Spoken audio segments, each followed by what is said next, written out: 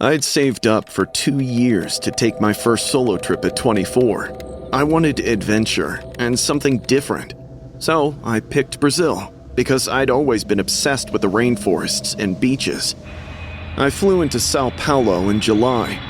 My second night there, I was at this beach bar in Guarujá, drinking caipirinhas and watching the sunset. That's when Paul sat down next to me. He was Australian and in his late 20s. He was slightly tan and good-looking in that backpacker way. He started chatting me up and asked me where I was from and what brought me to Brazil. He seemed nice and funny. He said he'd been traveling South America for 6 months and knew all the best spots, including the hidden beaches tourists never found. Some of them have the best authentic food. We spent the evening together and walked along the beach. He showed me this amazing seafood place where they barely spoke English and made me feel like I was experiencing the real Brazil. When we said goodbye, he asked if I wanted to do something special the next day. Like what? Check out the heart of Brazil? I have contacts and can sort you with an exclusive boat trip to a mysterious island that's rarely visited by the public. Fair dinkum. I should have been suspicious, but I was 24 and stupid, and thought this was exactly the kind of adventure I'd come for. The next morning, I met him at the shore like we'd planned, but the moment I saw the setup, the smile on my face vanished. Paul was standing next to this rough-looking local guy who looked to be in his 50s. He was covered in tattoos, and instead of a boat tour, it was a beat-up fishing vessel that barely looked seaworthy. "This is Miguel," Paul waved. "Our sailor for the day." I thought you said it was an exclusive tour. It is. That's why we need Miguel's boat. The island isn't on any official tours, so proper transport ain't available. Every instinct told me to leave, but Paul was already climbing aboard, smiling and holding out his hand to help me up. I climbed in, and the boat pulled away from shore. While Paul wouldn't stop chattering, Miguel minded his business mostly and kept steering. Paul kept pointing out landmarks and talking about the coastline, but we kept going farther and farther from land. The beaches disappeared until there was just the ocean. Where are we going exactly? Paul grinned and pointed at a small rocky island rising out of the water. Ilha da Queimada Grande. Ever heard of it? My stomach dropped. Snake Island? You know it! He clapped, excited. Pretty cool, right? Most dangerous island in the world. It has thousands of golden lancehead vipers, some of the deadliest snakes in Brazil. It's illegal to go there. The Brazilian Navy... Patrols are rare. We'll be fine, Cat. He put his arm around me. I tried to move away, but he held tighter. The boat stopped maybe 50 yards from the island, close enough to get a good look at the thick jungle and rocky shore. I'd read up on this place online. The stories all mentioned a crazy amount of snakes, like 1 per square yard, with venom so strong it'll make you bleed inside, shut down your kidneys, and kill you in just a few hours. We should go back. Relax. Paul smirked. His eyes were glued to my face as he stepped closer. Hey, Catherine, how would you feel if we never returned? What? He guffawed as if he'd just heard the funniest joke, while my heart hammered in my chest. Just kidding. Oh, but seriously, you're pretty far from home and nobody knows you're here. Take me back. Now. Not till I'm done. With that, he grabbed my face and tried smooching me.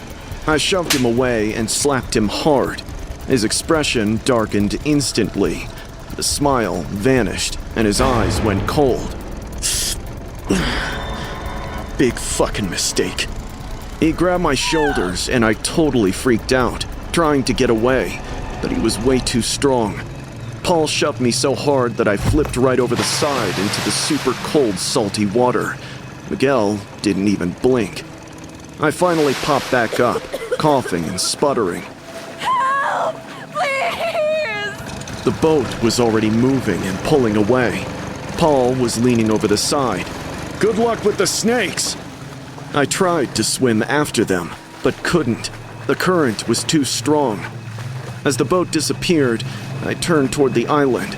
It was 40 yards away and covered in snakes. I couldn't swim there because I'd die either way. The waves kept pushing me under, but I kept fighting. My arms burned, and I'd swallowed an insane amount of water. Suddenly, I heard the humming of an engine that was different from Miguel's boat. I pushed myself up and caught a Navy patrol boat with a Brazilian flag. I splashed harder until one of them noticed me. By the time they pulled me out, I was shaking so hard I couldn't talk. Still, I pointed at the island and at where Paul's boat had gone. They searched for hours and found nothing. Paul and Miguel had vanished. The patrol officer took me back to shore and called the police. I gave them everything I remembered. The Brazilian police searched and found the bar and witnesses who'd seen us together. But Paul was gone. He probably used a fake name and a fake ID. The authorities think he'd done this before. I flew home the next day. I couldn't stay in Brazil and couldn't even look at the ocean. I'm 25 now and still in Toronto. I haven't traveled since and can't bring myself to trust anyone. Sometimes, I think about how close I came to dying. I was just 40 yards from the most dangerous island in the world. If that patrol hadn't showed up, I would have drowned, or made it to shore and gotten bitten. Either way, I'd be dead. And Paul would have gotten away with it. I wonder how many others there were, and how many women didn't get lucky like I did. How many bodies are at the bottom of that ocean, or worse, on that island feeding the snakes. I'm a tech sales guy from Portland, Oregon, and I'm on the road a lot, driving between different towns. This night was supposed to be totally standard. I was heading back from a client meeting up in the hills outside the city, and figured I'd take the scenic route, which could actually shave off 10 minutes. The fog started rolling in at around 8 or 9. Before long, it got so thick that my high beams were completely useless, and all I could see was this huge white wall in front of my car. I had to drop down to 20 miles an hour, but I still couldn't make out the damn road. If it wasn't enough, my GPS cut out totally as well. I kept driving anyway, thinking maybe I'd reach a safe location, but when the road started looking weird, with turns I didn't recognize and no mile markers or signs, I pulled over. I checked my phone. I only had 1 bar and 0 data. I tried calling my girlfriend, but it wouldn't go through. Google Maps was a bust too. I sat there for maybe half an hour, waiting for a car or anything to drive by. Finally, I had to pee super bad. So I got out and went into the woods a little way off the road.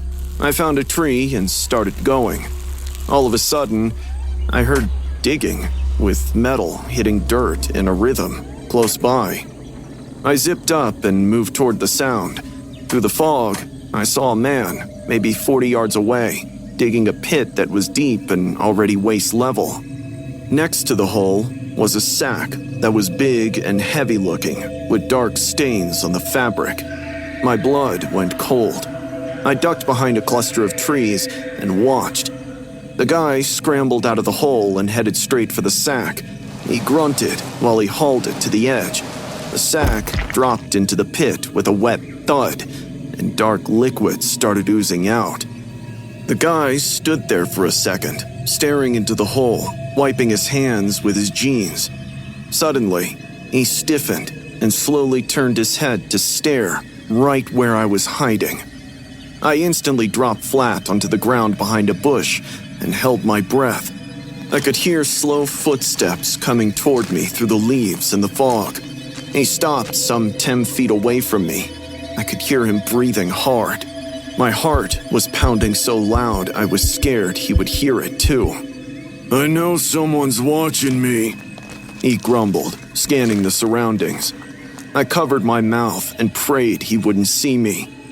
A few minutes passed by, and when he didn't find anything, he retreated towards the hole. I waited another 5 minutes, trying to hear his movements. He was back to digging, covering up the hole. So I slowly backed away, crawling through the bushes. I didn't stand up until I couldn't hear the digging anymore. Then, I totally booked it back towards my car. I burst through the fog, ignoring the branches scraping my face. I was only a couple of feet away from my door handle when my eyes caught the figure sitting in the back. My whole body froze. Slowly, the rear window hummed down, revealing a blood-covered hand gripping a long, serrated hunting knife. "Going somewhere?" he asked, opening the door. He strolled out like he had all the time in the world. He started humming a tune as he dragged the knife right down the side of my car door. Suddenly, he looked over, grinned at me, and bolted. I screamed and ran around the car. I yanked the driver's door open, jumped in, and hit the locks with all of them clicking shut. He slammed into the door and tried the handle. He pounded on the window with his face pressed against the glass. I fumbled for my keys, but my hands were shaking so bad I dropped them. The man then jumped onto the hood, raised the knife, and brought it down on the windshield. My whole body started trembling as a spider web spread across the glass. He did it again and again. The windshield was fracturing and about to give. Somehow, my instincts kicked in. I picked them up and got them in the ignition. I slammed the car into drive and hit the gas. The man fell and rolled off the hood onto the road. I saw him in the rearview mirror getting up, covered in dirt and blood, still holding that knife. I drove as fast as I could through the fog. It didn't matter if I knew where I was going. I only wanted to be away from him. Eventually, I found a main road, then another. Soon, familiar streets appeared. It took me 2 hours to get home. I was shaking the whole time and kept checking the rearview mirror to make sure he wasn't following. I called the police from my apartment and told them everything. They took my statement and asked for the location. I couldn't tell them. I didn't know where I'd been or the road name. I could only tell them it was somewhere in the hills. They searched and sent units to comb the hill roads, but found nothing. My car had the knife marks, the cracked windshield, and blood smears on the back door handle, so they knew something had happened. But without a location, they couldn't do much. The case went nowhere. No missing person reports matched the time frame, and no bodies were found. I'm 27 now and still in Portland. I have moved to a new apartment and got a new car, but I try to avoid driving at night, especially not in the hills and fog, because I know he's still out there, maybe burying more bodies, including people who stumble onto it. And I know if I ever saw him again, I wouldn't be as lucky and may even end up in one of those sacks he had buried. I moved to Chicago about 6 months ago, after finally walking away from my super toxic 3-year marriage.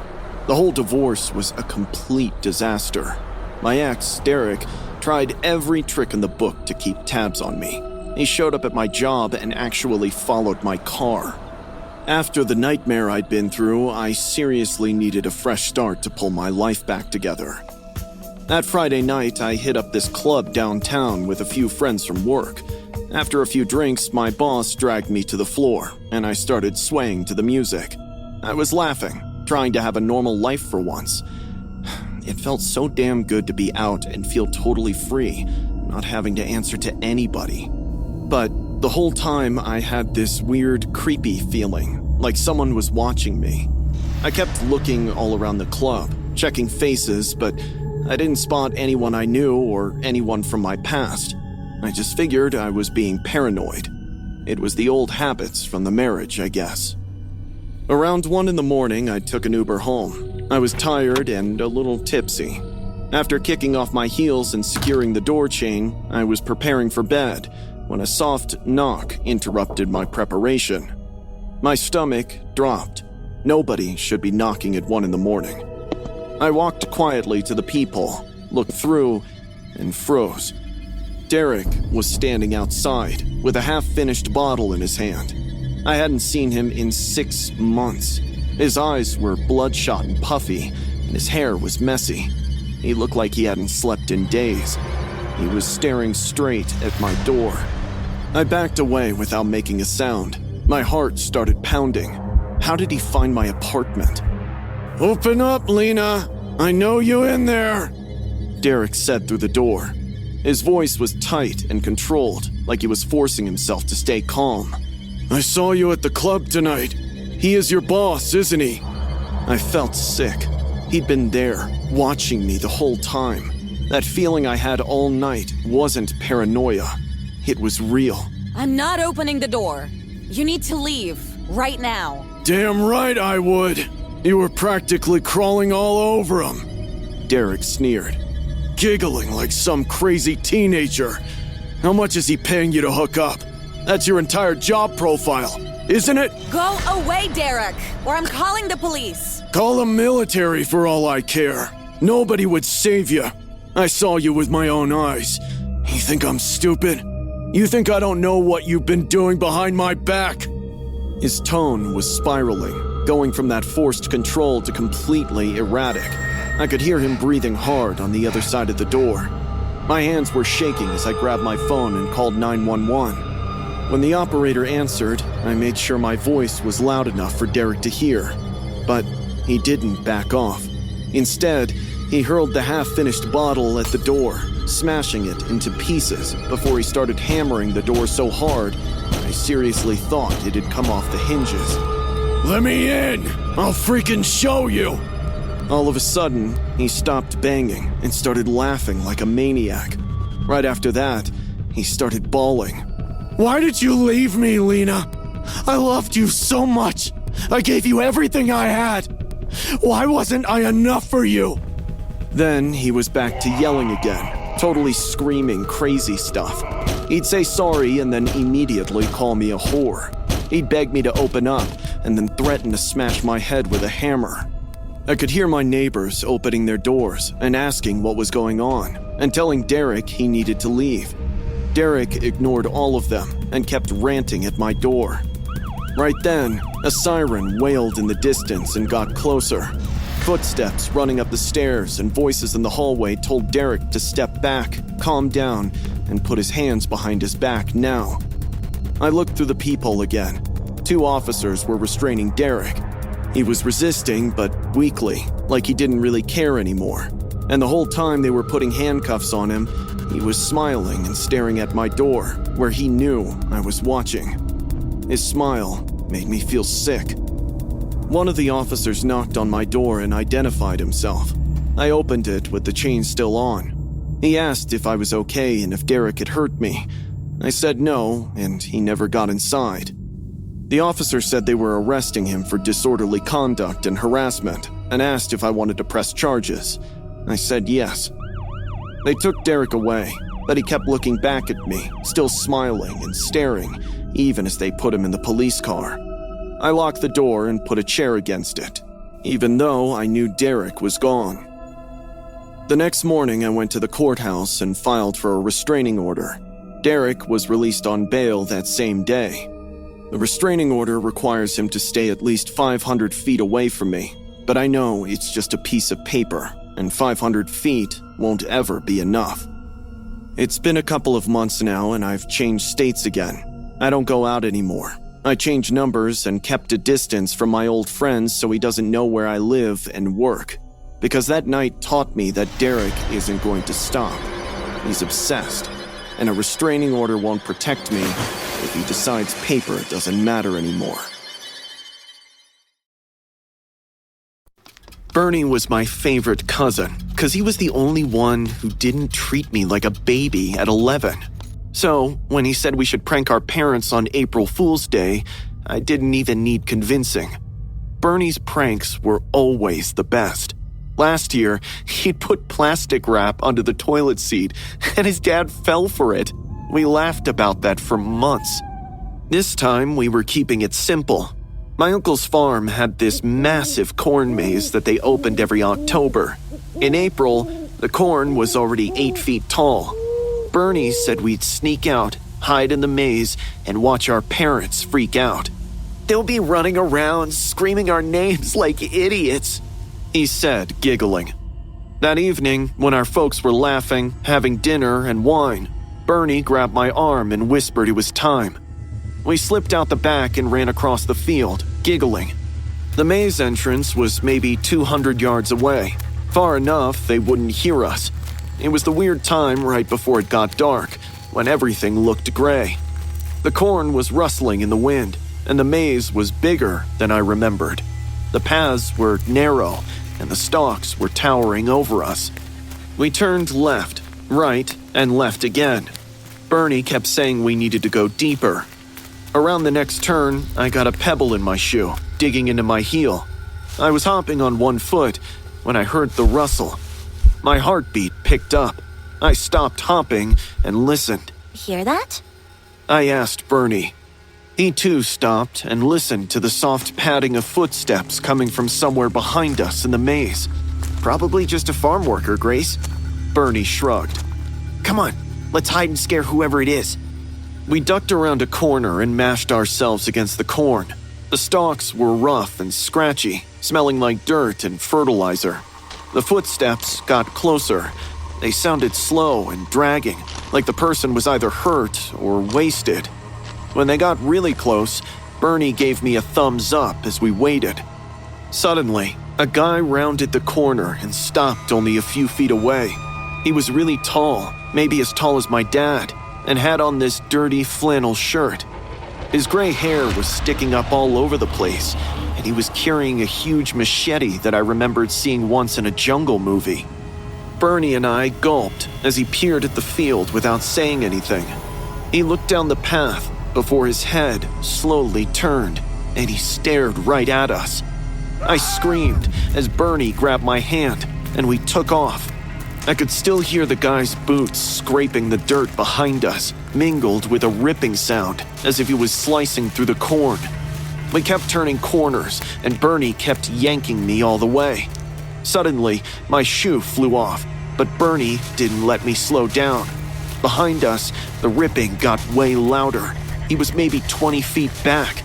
Come on, Grace! Bernie yelled, yanking my arm.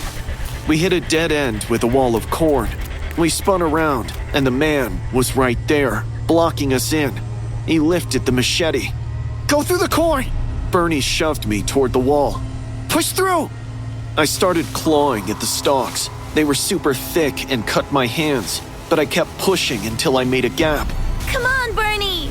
I yelled, trying to hold the stalks open. Bernie was reaching. His hand almost touched mine.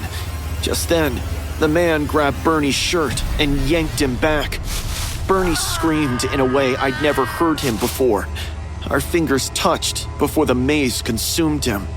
I heard the machete and wet chopping sounds. Bernie was screaming for help. I pushed through the corn until I hit another path. I kept running and taking turns without even thinking. My bare foot was bleeding. I could still hear those slow footsteps behind me, like he knew I'd get tired eventually. Suddenly, I saw the farmhouse lights through the corn, and I sprinted toward them.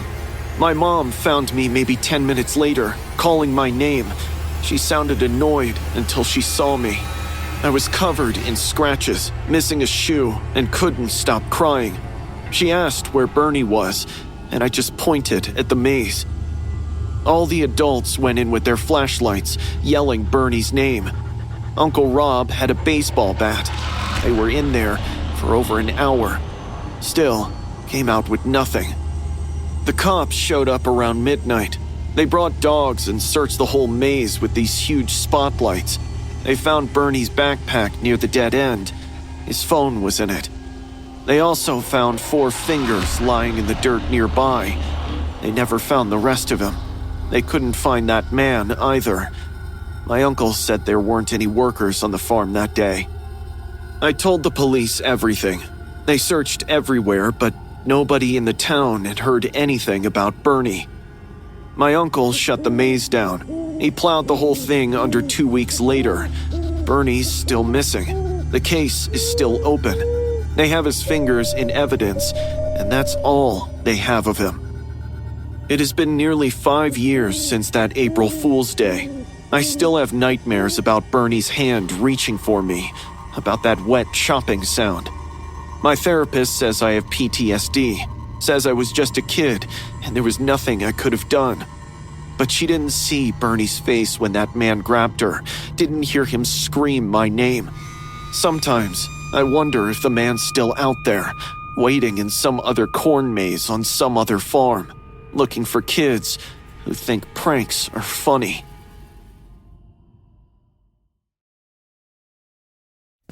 I was scrolling through apartment listings for the 5th time that week, getting more desperate with each refresh. My lease was up in 10 days, and I'd been turned down by almost every place I could actually afford. That's when Suzanne's listing popped up. She was out to share her apartment, that's master bedroom she already occupied. I texted her, and she told me she just wanted a roommate who wouldn't vacate in 2 months and paid on time. I wanted something longer term, too. It sounded like a deal. We exchanged maybe 10 messages before I agreed to move in. When I showed up, an old woman answered the door, flashing her dentures. She looked maybe 70. Her gray hair was pulled back in a messy bun, and she was donning a cardigan that looked like the dirtiest fabric in the room. Oh, you must be Mark. I'm Kathy, Suzanne's grandmother. She's at work, but said to make yourself at home. I'm just staying for the summer. Inside, the apartment looked like the photos, except everything seemed older and more worn out. The grandmother followed me to my room, prodding me with weird questions until I answered them. How long have you been living alone, Mark? Where's your family? I've been out of the home since I turned 18? Father prefers the countryside. Great. You got a wife or girlfriend who'd show up? No, ma'am. Very well. She flashed me a cheeky grin that made my skin itch, like she was pleased with the answers. The room was small with a bed, a desk, and a dresser, and along the mantel, above a blocked-off fireplace, sat a row of stuffed animals facing the bed. Don't touch those, the grandmother said from the doorway. They're family heirlooms. Suzanne's quite particular about them. I told her I wouldn't. She stood there watching me unpack for another minute before finally leaving. I heard her go into what I assumed was Suzanne's room and close the door. I didn't meet Suzanne that night, or the next day, or the day after that. Her bedroom doors stayed closed the whole time. When I asked when she'd be home, Kathy said she was on an office trip and would be back in a week or so. But the old lady was always there, in the kitchen or living room, asking invasive questions. She kept bringing up how nice it was to have a man in the apartment again, and how lonely it had been. One night, I was working late on an urgent project involving too many files that were scattered all over my bed. I needed more space, so I moved to clear off the mantel above the fireplace. That's when I noticed something strange about the stuffed animals sitting there. In the dim light from my desk lamp, I could see faint red dots inside their eyes like tiny pinpricks of light. I picked up the teddy bear closest to me, turned it over, and noticed a small lens embedded in its eye socket. I checked the others and found that every single stuffed animal had a hidden camera inside them. They were all pointed directly at my bed. My stomach dropped. I looked around the room, wondering how long they'd been recording and what they'd seen. I started packing immediately. I wasn't going to spend another second in that room or that apartment. I'd sleep in my car if I had to. I was bent over my duffel bag when something heavy smashed into the back of my head. The impact sent me forward onto my knees, and my vision exploded with white stars. I touched the back of my skull, and my fingers came away wet with blood. I turned around, and Kathy was standing behind me, holding a ceramic vase. Before I could react, she swung again. This time, it hit my nose. I heard the crunch before pain exploded. Blood poured down my face and into my mouth. I fell backward onto my ass, clutching my face, unable to see straight. She was laughing and sobbing at the same time. How dare you? Didn't I tell you not to touch those? I tried to crawl backward, but my head was spinning. She stepped closer, still holding the vase. You think you can come and go on a whim? You men are all selfish monsters. You can happily live with a woman who shows off her shiny flesh, but disappear the moment her skin wrinkles? There's no Suzanne, Mark. There has never been one. I made it all up to have you. You can't leave! She screamed. She raised the vase above her head for another swing, but by the time I had regained my senses, I reached for her ankle and yanked as hard as I could. She lost her balance and stumbled sideways into the dresser. The vase fell from her hands and shattered on the floor. I scrambled to my feet. My nose was throbbing, and the blood had soaked my shirt. White spots danced across my vision, and I could barely see the doorway, but I ran for it anyway. Behind me, Kathy was screaming at me to stop. I made it out of the apartment and burst out onto the street. I saw an older man walking his dog. "Help, please! Call 911!" He pulled out his phone immediately. The police arrived within minutes. I told them everything while an EMT cleaned the blood off my face. They went up to the apartment and found her sitting on my bed, surrounded by the stuffed animals. She didn't resist. The officers found many cameras and hard drives full of footage. They charged her with assault and voyeurism. She was declared mentally unfit to stand trial and committed to a psychiatric facility. It has been months, and I'm mostly healed. The attack had made my nose slightly crooked. I can feel the bump when I touch it. It's a reminder of the horror I lived and survived. I live alone in a studio apartment that cost more than I can afford, but I know every inch of it. I checked for cameras the day I moved in, and I checked every few months after.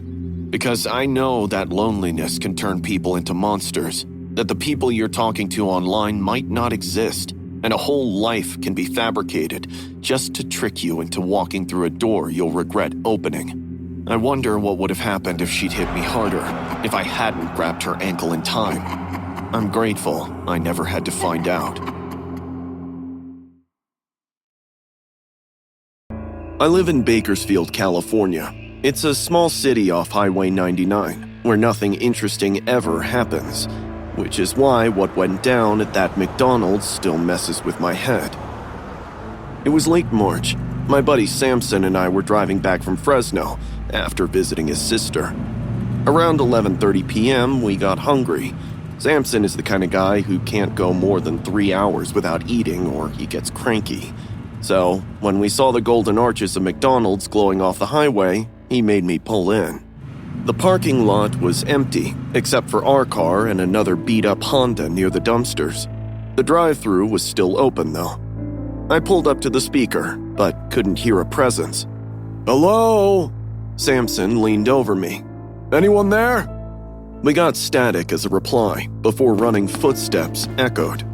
A second later, the drive-thru window slid open, and this guy in his mid-30s appeared. He was slightly out of breath and sweating like crazy, even though it was maybe 50 degrees out. His McDonald's uniform was wrinkled. His name tag said he was Derek. Sorry, I was taking out the trash." He panted, wiping his forehead with his sleeve. "What do you want? Please keep it short, I'm about to close." Something felt off. 2 Big Macs, large fries, and a strawberry smoothie," Samson said. Derek nodded and disappeared from the window. I looked at Samson. Dude's in a mood. Yeah, probably hates his job. Samson was scrolling through his phone. Through the window, I could see Derek moving around. He was frantically grabbing bags and throwing food together. My eyes fell on his apron. "Samson," I nudged him. "Look at that guy's apron." Samson glanced up, also noticing the dark red stains splattered over the front, as if someone had thrown ketchup at him. Ugh, probably spilled something. But Derek kept wiping his hands on it, which somehow made it worse. His hands were shaking. He came back to the window and shoved 2 bags at us. "Here, that's everything." He was already closing the window before I could even hand cash to him. I drove off, but something in my gut felt wrong. I kept remembering his face and the way he couldn't wait to get rid of us. 10 minutes down the highway, Samson started digging through the bags. "Yo, where's my smoothie?" "What?" "My strawberry smoothie, it's not here." He was checking both bags. "Dude forgot it." I sighed. "You want me to go back?" I mean, why not? We paid for it. The least he can do is give us our full order. I took the next exit and looped back. The McDonald's was still lit up when we pulled in, but the drive-thru window was dark now, with the close sign shining in the glass. Are you serious? Samson got out of the car and walked up to the front doors. It was locked. Forget it, I said. Let's just go. Nah, that guy's probably still here. His car's right there. Samson pointed at the beat-up Honda. Come on. He started walking around the building toward the back, and I followed him because I wasn't about to let him go alone. The back of the McDonald's smelled like grease and rotting food. There was an industrial dumpster and a metal door with a dim light above it. Samson was about to knock when my eyes fell on the legs sticking out of the dumpster. Samson! I choked with much effort. My heartbeats had picked up and my breathing got uneven. He turned and followed my eyes. What the? We managed to get to it, and I nearly passed out. The legs were bare with raw, shredded muscle, slick with blood, hanging in strips. We could see the jagged white shards of bone piercing through the mess. Samson grabbed the edge of the dumpster and pulled himself up to look inside. He stumbled back a second later, gagging. Don't look, he said, but I already was. The body was face down, or what was left of a face. It was badly mutilated and hacked apart. The arms were twisted at the wrong angles. The stench hit me, and I tripped backward before I emptied my stomach in the parking lot. Samson was on his phone. His hands were shaking so bad he kept dropping it. When he finally got through to 911, he told them what we found. We waited by my car until we heard sirens. When they showed up, they roped off the whole area and recorded our statements. The detective asked if we'd seen anyone. The employee, I said. Derek, he was here like 20 minutes ago. Gave us our food through the drive-thru. The detective's face changed. What did he look like? I described him and everything else I'd noticed. Those weren't ketchup stains, the detective said quietly. They searched the building. Derek was gone. His car was still there, but he'd run. They'd found blood in the kitchen and bloody handprints on the back door. The body in the dumpster was identified as a 23-year-old Marcus Williams who worked the evening shift with Derek. They think Derek killed him during closing, some kind of argument that went bad. Then we panicked when we showed up at the drive-thru. Derek Turner was arrested 3 days later, found hiding at his ex-girlfriend's place 2 towns over, and still had Marcus's blood on his shoes. It's been a year. I still can't drive past a McDonald's without seeing those legs or remembering Derek's face through that window. Samson moved to Oregon 6 months ago. He said Bakersfield had too many bad memories. Can't say I blame him. Sometimes I think about how close we came to just driving away, to forget about that smoothie. And I wonder if Marcus would have been found sooner, or if Derek would have gotten away with it.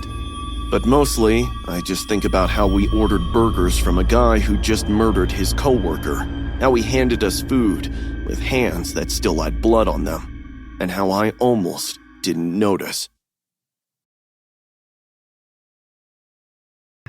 I'm Nathan from Olympia, Washington, and this happened when I was 11, so like 5 years ago, but I still remember everything like it was yesterday. It was summer, and I spent all afternoon at the park near my house. My mom let me go by myself because she could literally see the park from our kitchen window. I was on the swings and climbing stuff with 2 other kids from my neighborhood. Around 5, I bid them goodbye and started walking home. Along the way, I got a chocolate ice cream with rainbow sprinkles from the truck. I was walking and eating it, being happy about life, until suddenly, the clouds burst and started pouring like crazy. Within seconds, I got completely soaked through. I ducked under this huge cedar tree and stood there, watching my ice cream turn to soup. The rain was drumming hard against the leaves above me. Suddenly, my eyes fell on this woman across the street who was standing out there in the downpour without any cover. The weird thing was, she wasn't trying to get dry or anything. I wiped my face and looked closer. Her hair was all wet and stuck to her face, Her clothes were drenched and sticking to her body in this really weird way, and she wasn't shivering, even when the rain could really crush any other soul in her place. As I blinked, our eyes met, and she flashed me this unusually wide smile that showed me the whole inside of her mouth. I gulped and looked away because it was freaking me out, and tried to focus on my ice cream instead. I told myself she was just some random lady, and it was fine. When I looked back, she had vanished. I looked around but couldn't see her anywhere. Suddenly, I saw her peeking out from behind a tree. I couldn't see her body, but her head was dangling out, and she was still smiling. I took a step back, and she ducked behind the tree, only to peek out again like we were two friends playing peekaboo. My skin crawled, and my heart started pounding. She kept hiding and peeking out. She'd hide behind one tree, and then the next time she'd be behind another that was closer to me. I was so scared I couldn't even move. Suddenly, she was behind the tree right next to mine, so close I could have touched her if I wanted to. My body started trembling. The thunder rumbled overhead. She leaned out and looked at me. Water was pouring off her, and I could see her eyes where hollow sockets stared back. Do you want to see a magic trick? She giggled. I screamed, threw my ice cream at her face, and bolted, even though I could hardly see past my own footsteps. I ran for a really long time. My shoes kept slipping on the wet ground, and my clothes were so heavy that it was an effort to drag them. Finally, I had to stop because I couldn't breathe anymore. I stood under another tree and tried to catch my breath while looking around, trying to see if she followed me. And she was there, standing across the road again, in the same exact spot where she was earlier. Do you still want to see a magic trick? She yelled, smiling at me. I shook my head and backed away from her. "No, leave me alone!" I sobbed. She put her hands on her face and grabbed her jaw. I watched horrified as she started pulling and stretching her mouth wider and wider until her mouth ripped open. She tore it all the way back to her ears. I could see the skin tearing, and there was a ton of blood pouring out, mixing with the rain and running down her body. Through all of this, she kept laughing with this horrible gurgling sound. I screamed, cupping my eyes with my palms. I watched her creep closer, playing with her jaw before everything went black.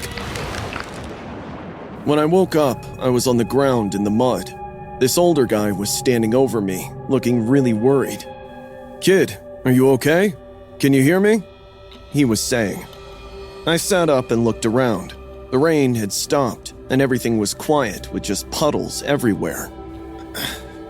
"What happened?" "You tell me. I found you passed out here. Give me your parents' number, I'm gonna call them." My mom came and got me. She was crying because she was so scared. The guy told her where he found me, which was 2 blocks from the park. They took me home, got me into dry clothes and put me in bed, but that night, I got a really bad fever. I was seeing things because of it. I kept seeing that woman and her torn mouth and hearing her laugh over and over. The fever lasted for a whole week. My mom took me to the doctor twice, but they said it was just a virus and to give it time, and I'd get better. Eventually, the fever went away, and I did get better, but I never told anyone what I really saw. I mean, who would believe me? I was 11, and they just think I made it up or hallucinated or something. I'm 16 now and still live in Olympia, but I don't go to that park anymore. I don't walk on those streets, and when it rains really hard, I stay inside no matter what. Because when it's raining, I'll look out the window and she'll be standing across the street with water pouring down on her, smiling. And I know if I look at her for too long, she'll start playing that game again, hiding behind trees and peeking out, getting closer and closer until she's right next to me, asking if I want to see her magic trick. And I really don't want to know what happens if I say yes.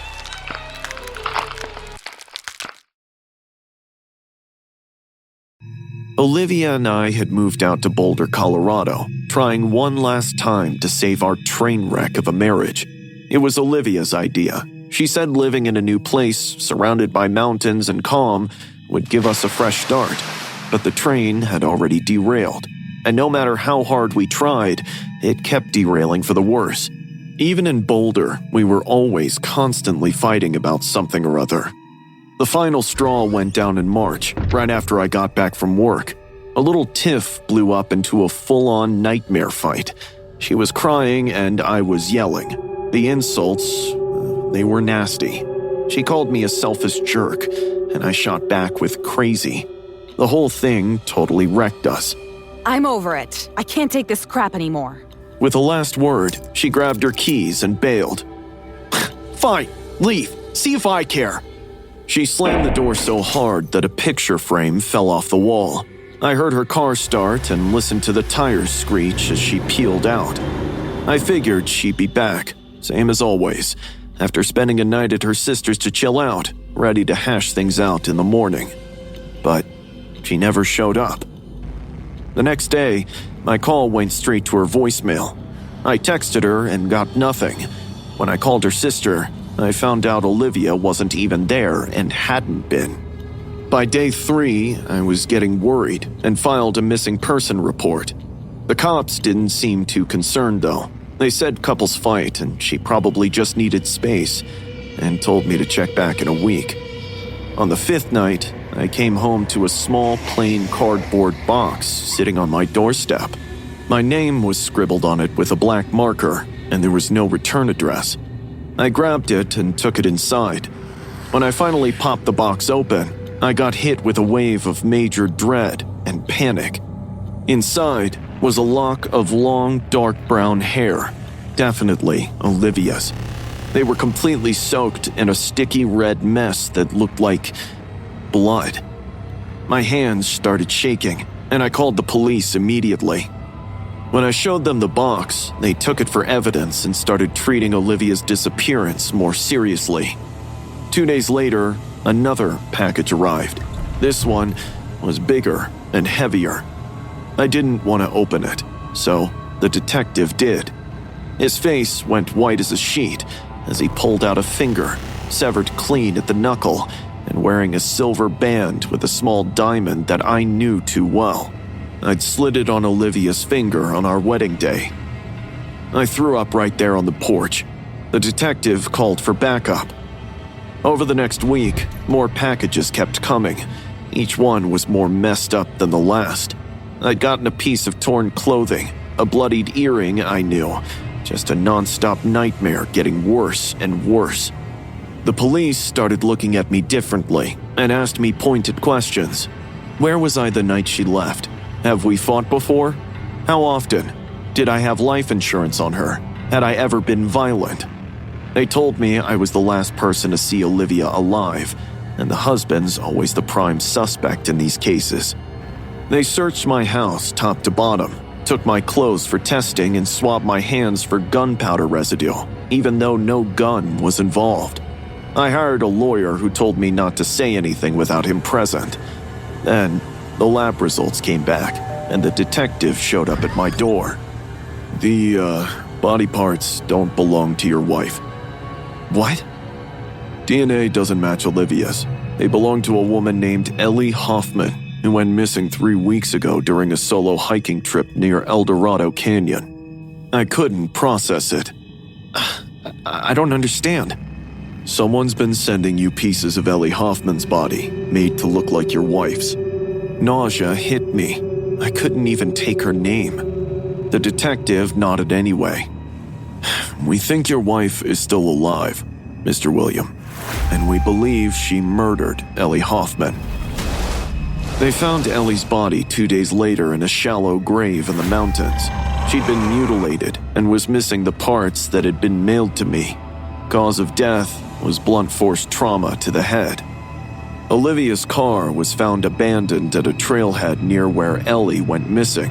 Security footage from a gas station showed Olivia buying a shovel and trash bags the day before Ellie disappeared, but Olivia herself vanished completely. The police think she planned it all, She staged her own disappearance and killed Ellie to send me body parts, maybe to frame me for murder or drive me insane, or both. But the question nobody could answer was why? Why would she kill an innocent woman and send me the pieces? What did she want? I think about our last fight and the things I said. See if I care. Maybe she wanted to make me care and suffer. Maybe she wanted to punish me for not loving her anymore. I left Boulder and settled in Denver, near my family. The case is still open, and Olivia's on the FBI most wanted list. They think she fled to somewhere overseas, but I don't think she left. I think she's still watching me and waiting. I don't shop online, because every time a package shows up at my door, it makes my heart stop. Because Olivia's still out there, and Ellie Hoffman's murder proves she's capable of anything. Sometimes I wonder if more women looked like Olivia, if she is collecting more victims and their pieces. Maybe she's saving them for when she decides to contact me again. And sometimes, late at night, I hear a noise outside and think maybe she's finally come to finish what she started. After 7 years of marriage, I knew my wife Olivia was a total jumpy mess, so an April Fool's prank was definitely in order. I figured I'd tell her I was working late, then sneak home early, hide out, and totally jump scare her when she wasn't ready. I'd pulled stuff like this on her before, and each time, her face was hilarious. Around 6 p.m., I shot her a text to let her know my boss needed me to stick around at work until midnight, so she shouldn't wait up and just go ahead and grab some food. She hit me back with a sad face emoji, saying she'd miss me.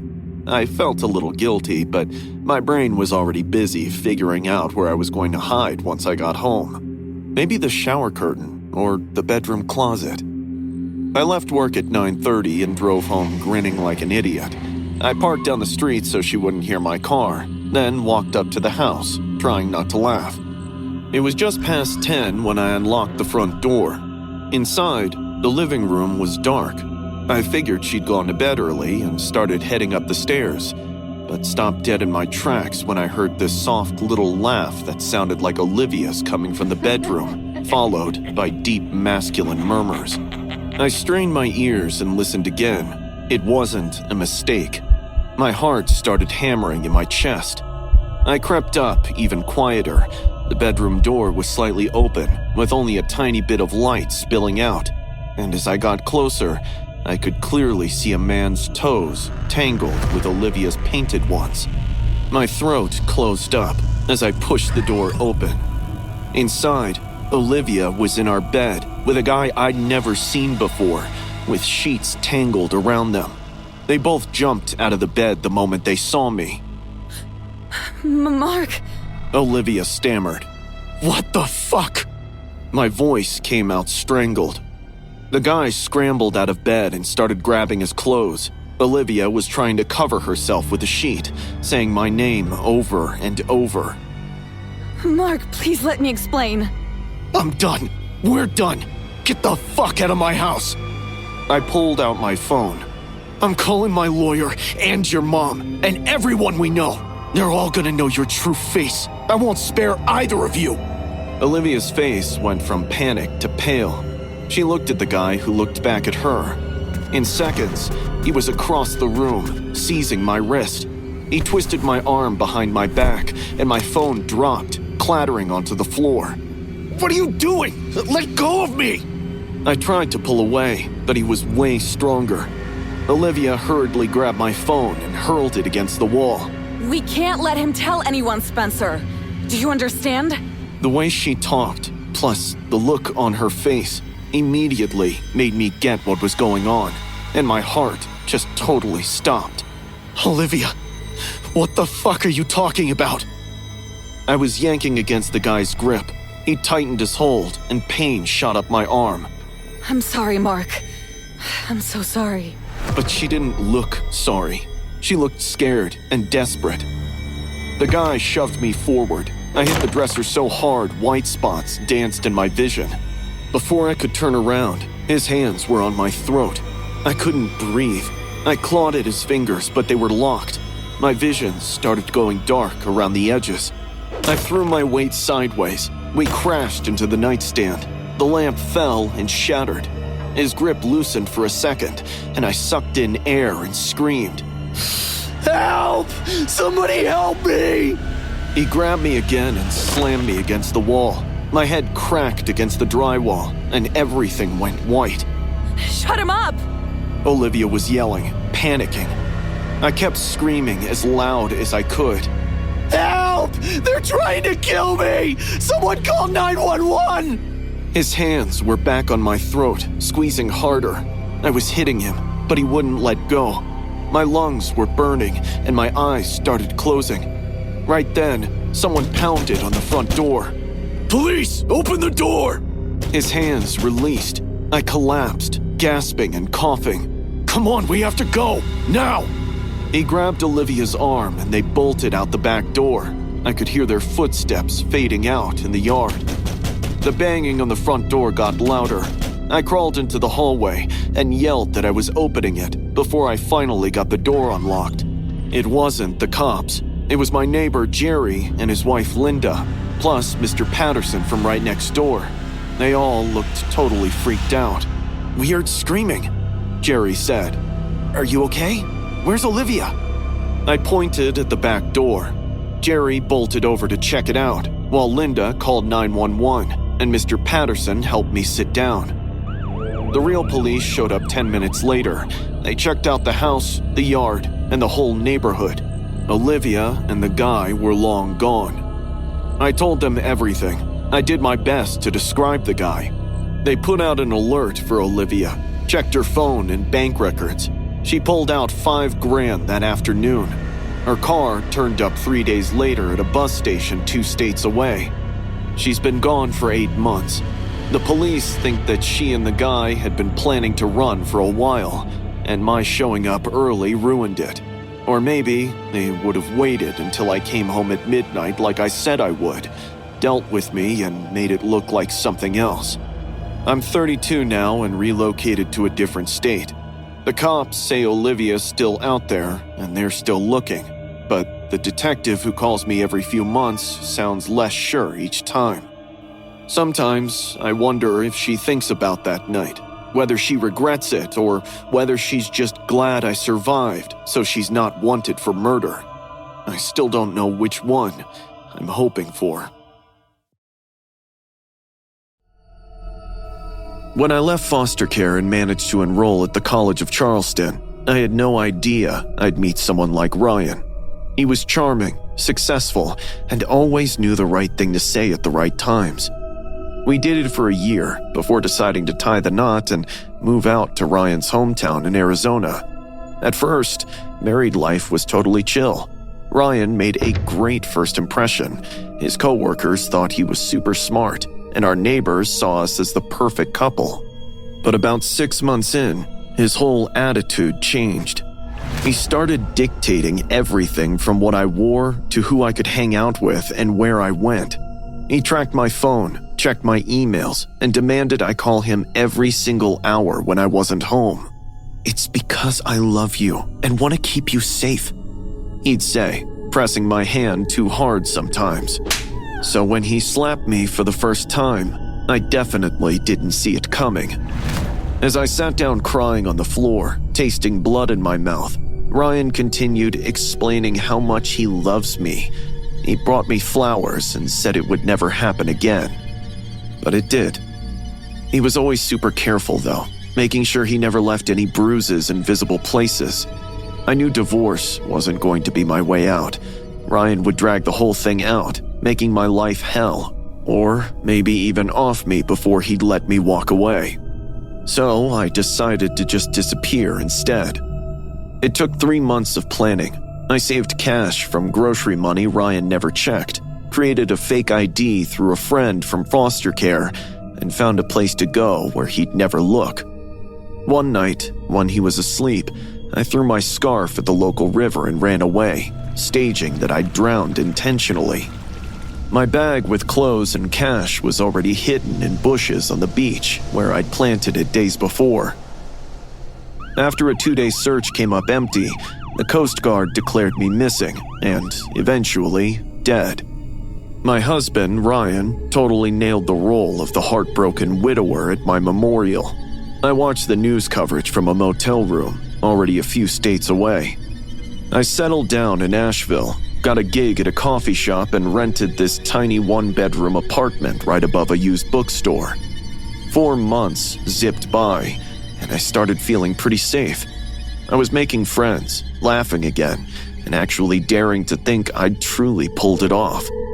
But the feeling of safety got completely wrecked one evening when I got home from work.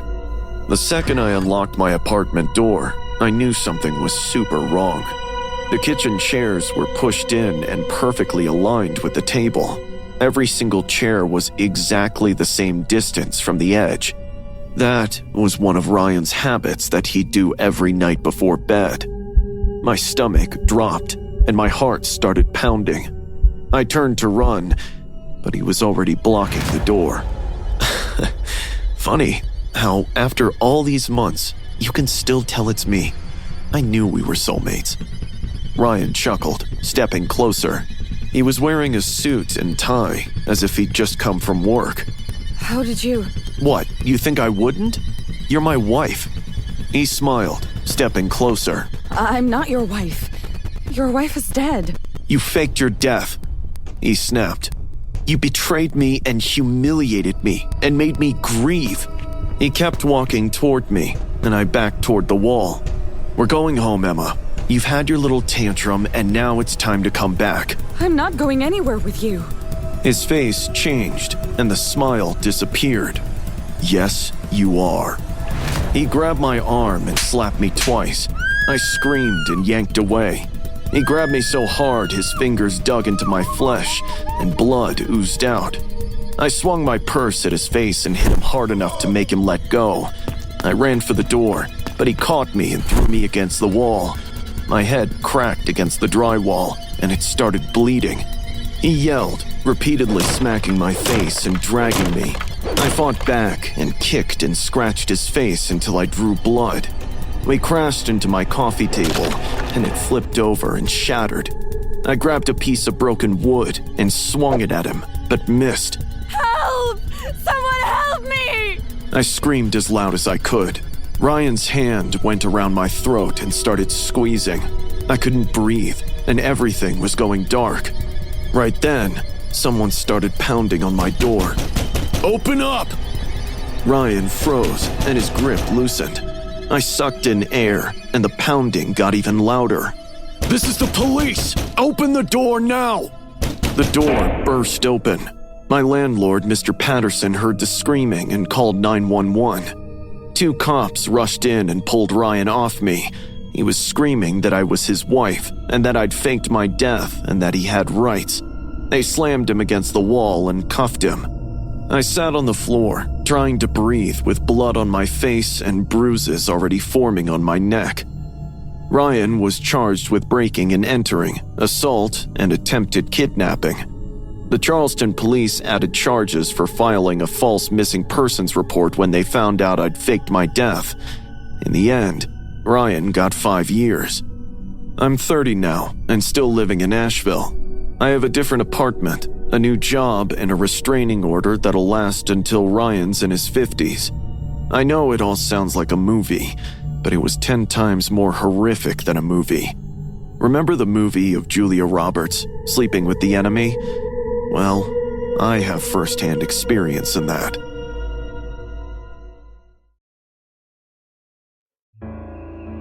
I'm a guy who lives in Bakersfield, California, and sells insurance for a living. I have to travel all the time for work, and that night wasn't supposed to be any different. I was heading back home from a client meeting up in Fresno and got onto Highway 99 South.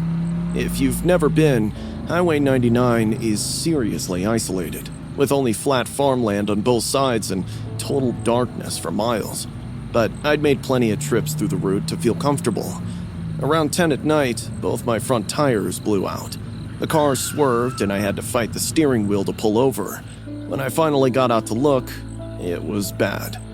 Both tires were totally shredded. There was green glass everywhere on the road from a busted bottle.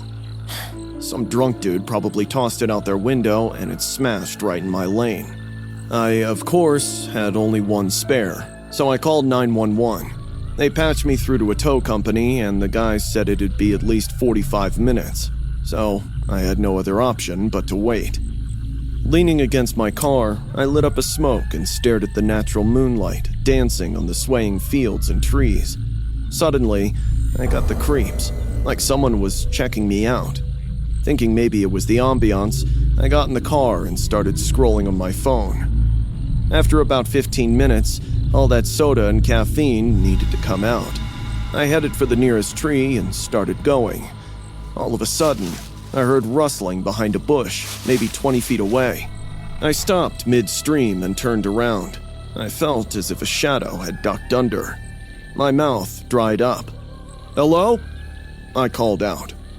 The rustling stopped, but that creepy feeling of being watched didn't go away. I quickly zipped up and started hurrying back to my car.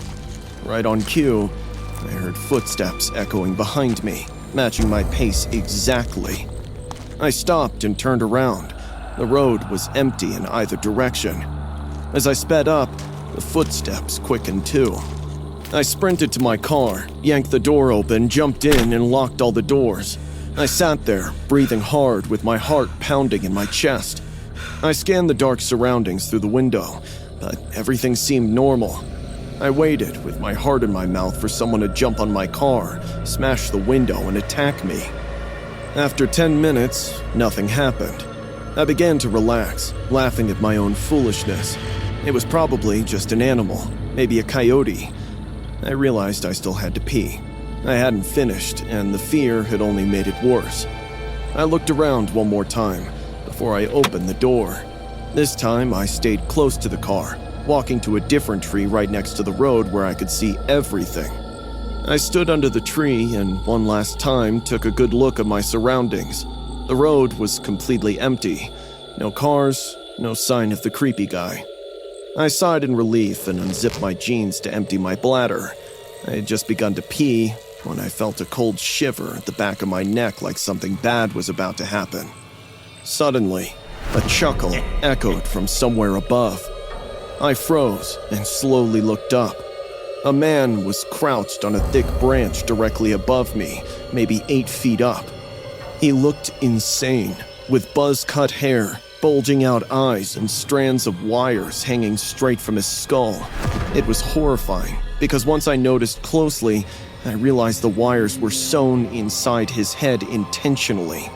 His hands were scarred too. He was grinning like a clown, as if all of this weirdness was funny to him. As we locked eyes, his smile widened. He opened his mouth and let out an ear-splitting, inhuman scream. I stumbled backward and hit the pavement hard. My knees scraped, and my forehead cracked against the concrete with blood running into my eyes. But adrenaline kicked in. I hurriedly scrambled up and limped back to the car. By the time I got in, the blood had soaked through my shirt. I didn't care. I slammed the door, locked it, and fumbled for something to wipe the blood. I found a napkin and pressed it on my head. Outside, he was crawling down from the tree like a spider, chuckling. When he reached the ground, he stood still as a statue without blinking.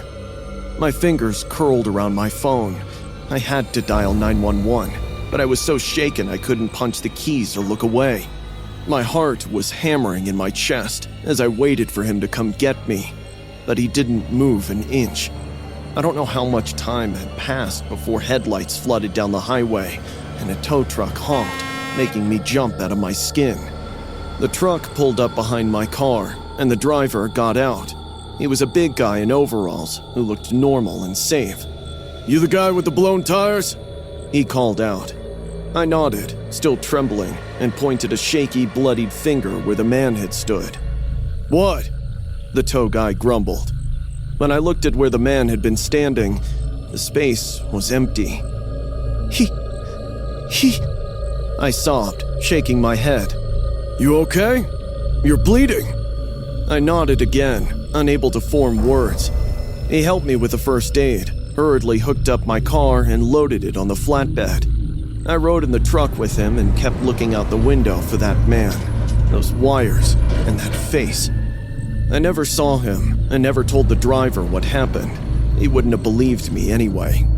It has been a few months and I have avoided driving alone at night, especially on empty highways, because I know he's still out there with the wires hiding in trees and waiting for the next stranded driver who is stupid enough to get out of their car.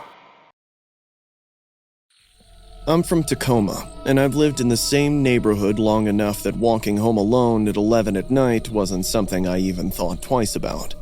The night it happened, I was at my friend Jenna's house. We were studying for the next day's history test and lost track of time. My parents knew where I was, so I wasn't worried. Besides, I'd probably done those 8 blocks 100 times. The first few blocks were fine. I was mostly alone on the road with a couple of strays, but everything felt as it should be until I turned into Spruce Street and spotted this old man. He was standing under a flickering streetlight, hunched over in a dirty jacket with stains all down the front, and he was coughing so hard his whole body was shaking with the impact.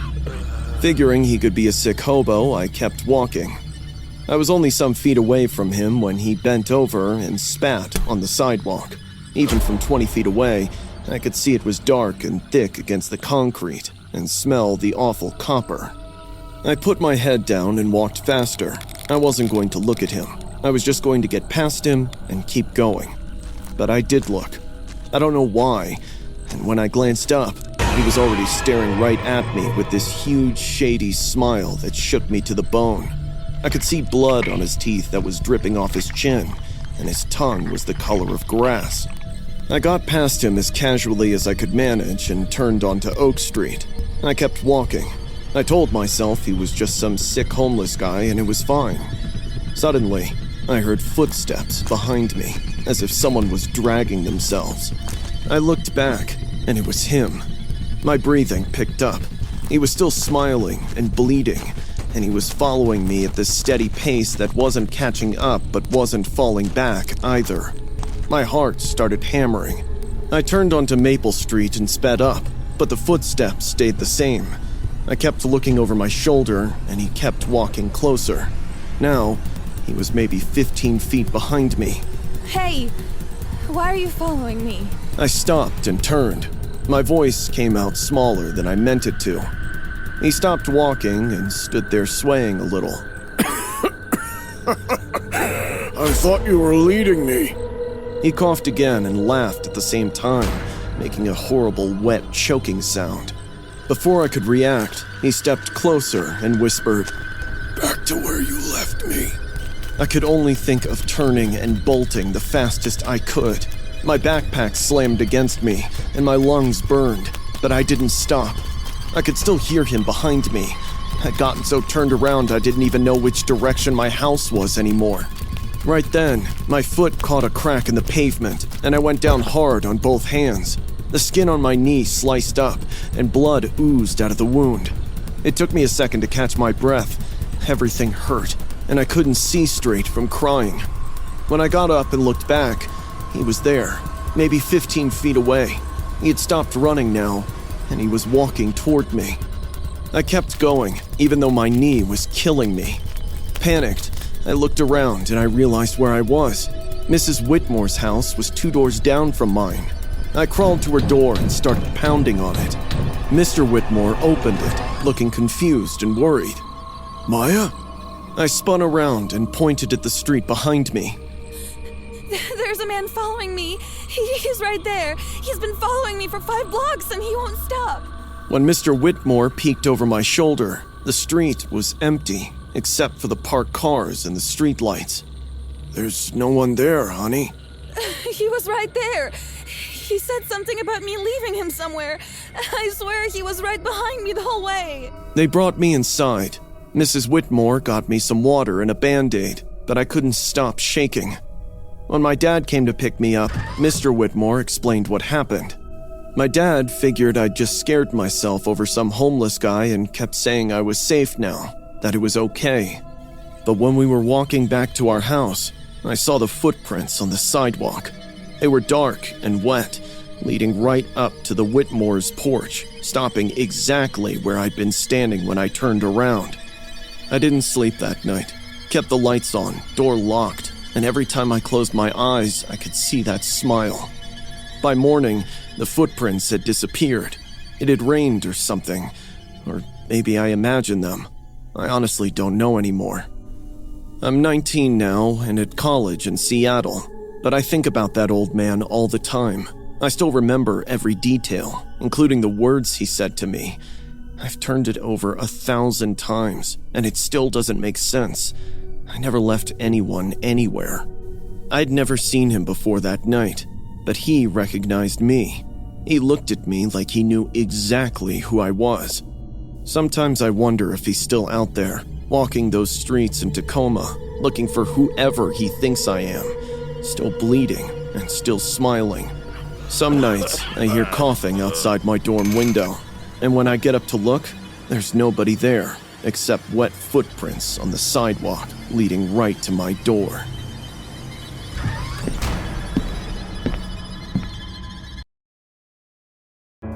I'm Kayla from Portland, Oregon. I was 16 years old when this happened. My parents had gone out for their anniversary dinner, leaving me home alone. We live in one of those super boring suburbs where everyone is always up in everyone else's business. It's totally safe, though. Like, nothing ever happens here. Whipped up some food for myself and chilled on the couch watching Netflix.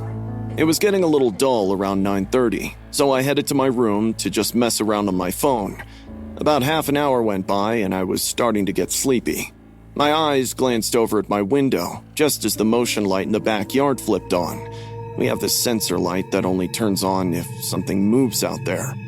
I peeked out the window just in case, but I didn't see a thing. I went back to my phone. Seconds later, the light went out again and then flickered back on. I thought that was odd. The timing felt weird. It was really slow and felt on purpose, like someone was screwing up right past where the light could hit.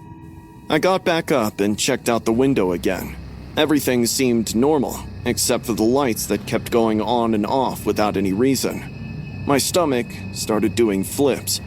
I went downstairs and made sure all the doors were locked. I peered out the back slider and saw a shadow move past where the light hit. Someone's out there. I texted my dad and told him about the motion light. He texted back immediately and told me not to look outside. Kayla, seriously, get away from the windows and keep it down. Don't turn on any lights downstairs. Mom and I are bailing on the restaurant right now and we'll be home in 20 minutes, tops. Dad, you're freaking me out. Just relax, hon. We'll be there soon. But seriously, how was I supposed to relax when he was telling me to keep it down and not even glance outside? What did he think was lurking out there? Anyway, flicked off all the downstairs lights, like he told me, and headed back up to my room. I sat there on my bed in the dark. Outside, the motion light kept turning on and off. I tried to just tune it out by getting lost on my phone, but I couldn't stop the creeps rising up my spine when I knew there was someone out there. And even though my dad told me not to look, I was seriously dying of curiosity. I had to see what was going on. I tiptoed over to the window and hid to the side. The light was still off. I hung out for a second, waiting for it to flip on, and then I pulled the curtain back enough to get a peek at the yard. First, it was just my dark, empty yard. The grass was blowing in the wind, and so were the trees along the fence. I was about to drop the curtain when it popped back on. This time, a guy was standing there, smack right in the middle of the yard. He had to be around 7 feet tall, and he was still as a statue, staring directly at my window. I knew it was only a matter of time before he got to my window.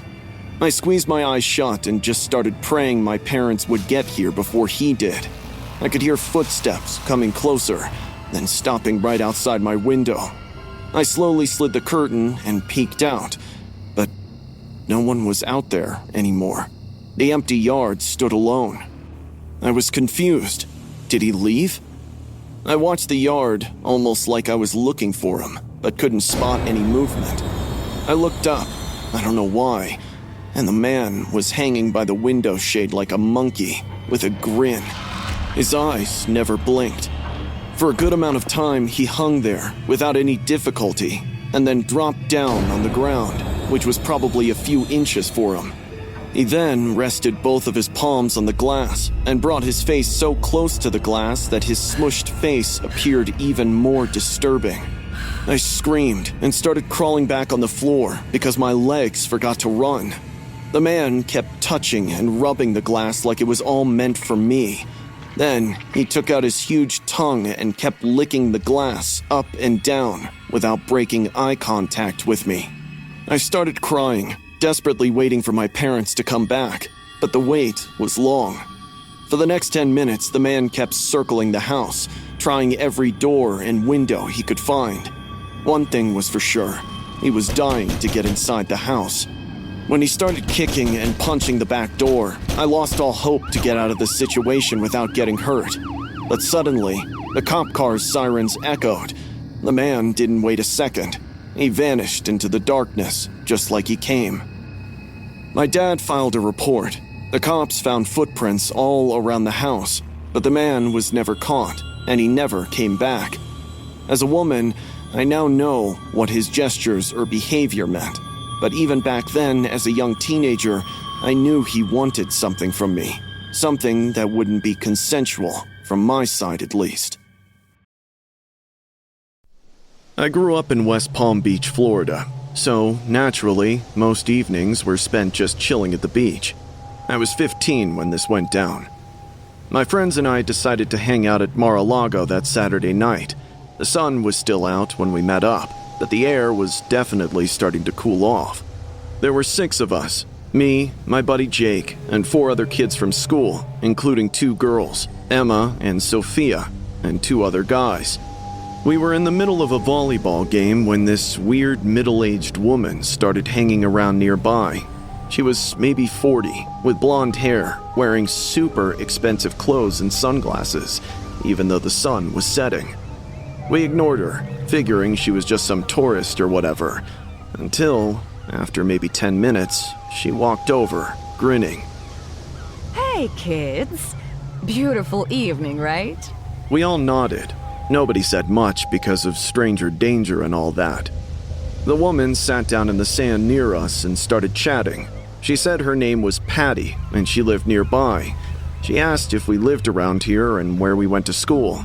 Her questions sounded harmless, but something about her felt off, especially the way she was eyeing Emma and Sophia. You know, I work for someone pretty important. He owns a private island just off the coast. He's having a party tonight with young people like you. Music and food. Really exclusive. I ignored her, but Emma and Sophia perked up. A party? Yeah. My boss loves meeting new people. Especially smart and attractive young people. She smiled at the girls. I could take you there. Got a boat waiting. My stomach twisted. We can't. I have a curfew and need to be home soon. The woman's smile tightened. It's still early. Just for an hour or 2. Nah, I really gotta go. I looked at my friends. We all do, right? Jake nodded, and the other guys agreed, but Emma and Sophia were whispering to each other and giggling. This sounds sketchy, I said to them. Going with a stranger to some island? Come on. The woman stood up. It's not sketchy. It's an opportunity. My boss is very connected and could change your lives. She looked at me. You should come see something interesting before you judge. I'm good. Just walk with me for a second. I'll show you the boat and prove it's real. I don't know why I went. Maybe to prove to the girls it was a scam, or maybe just curiosity. But I followed her away from the group and down the beach toward the quieter section. The moment we were out of earshot, she grabbed me. Her hand closed around my throat as she slammed me against the seawall. Concrete scraped my back, and I was struggling to breathe. Listen to me, you little shit. Her voice was cold and vicious. Don't interfere with my plans again. You understand? I tried to talk, but could only make choking sounds. Those girls are coming with me. You're going home. And if you tell anyone, I will find you. She let go, and I sucked in air and started to scream. She shut me up with a punch in my face.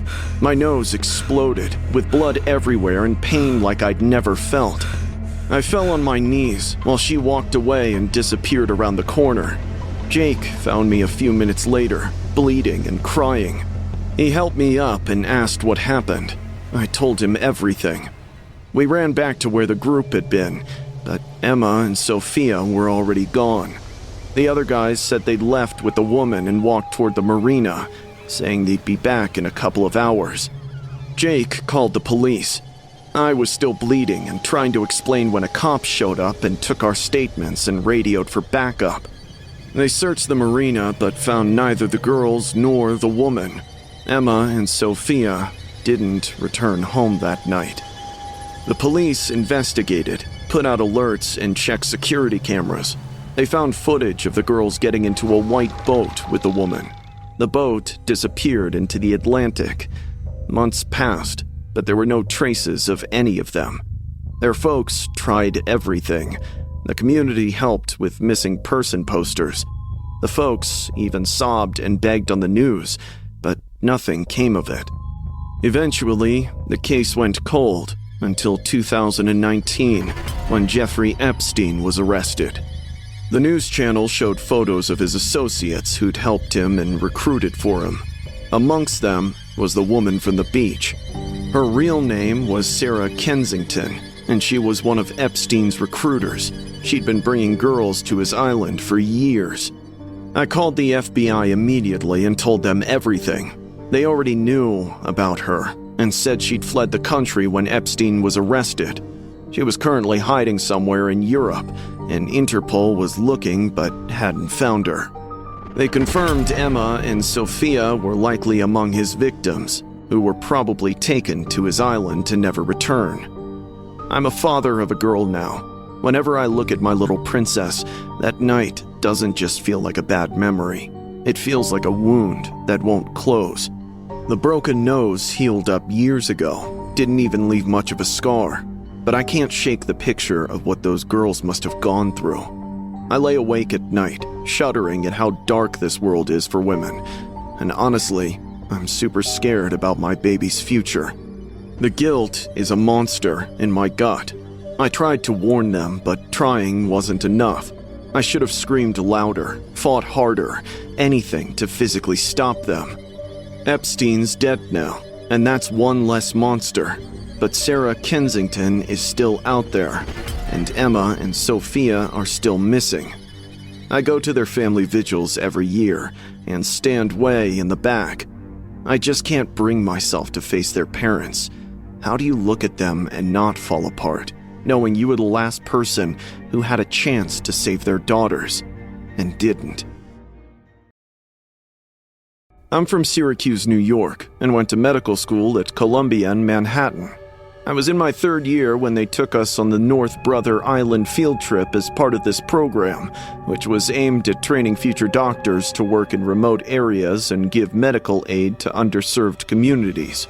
It sounded noble, but I just thought it was cool we'd get to see a forbidden island. North Brother Island sits in the East River, between the Bronx and Rikers. It's been totally abandoned since the 50s, and nobody's allowed there except for occasional research groups. The place is famous for two things: Mary Mallon, who was quarantined there after she lost her mind being infected with a contagious disease, and the ruins of Riverside Hospital, where similar patients were kept. We took a boat from the Bronx. There were 12 of us med students plus our guide, a guy named Mr. Henderson, who was a park ranger or something. He gave us a safety briefing on the ride over. "Stay with the group and don't touch anything."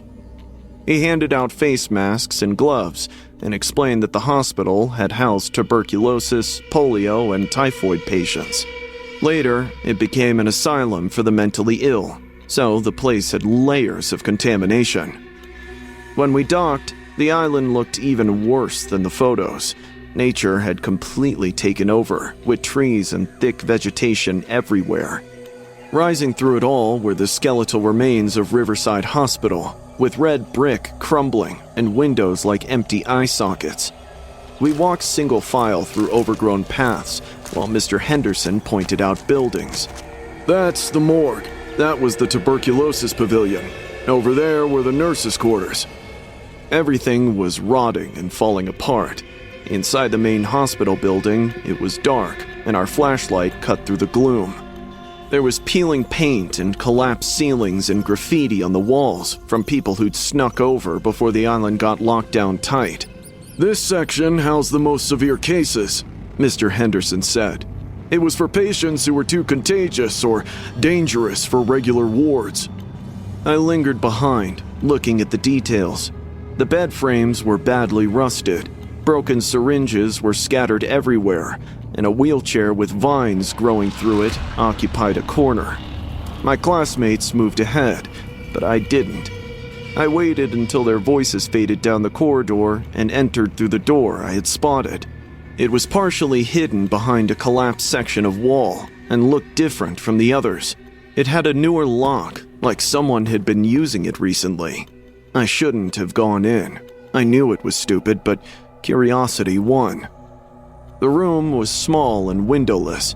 My flashlight revealed things that made my stomach turn. There were restraints bolted to the walls, old surgical instruments laid out on a metal tray, and dozens of patient files scattered across a desk. I picked up one of the records.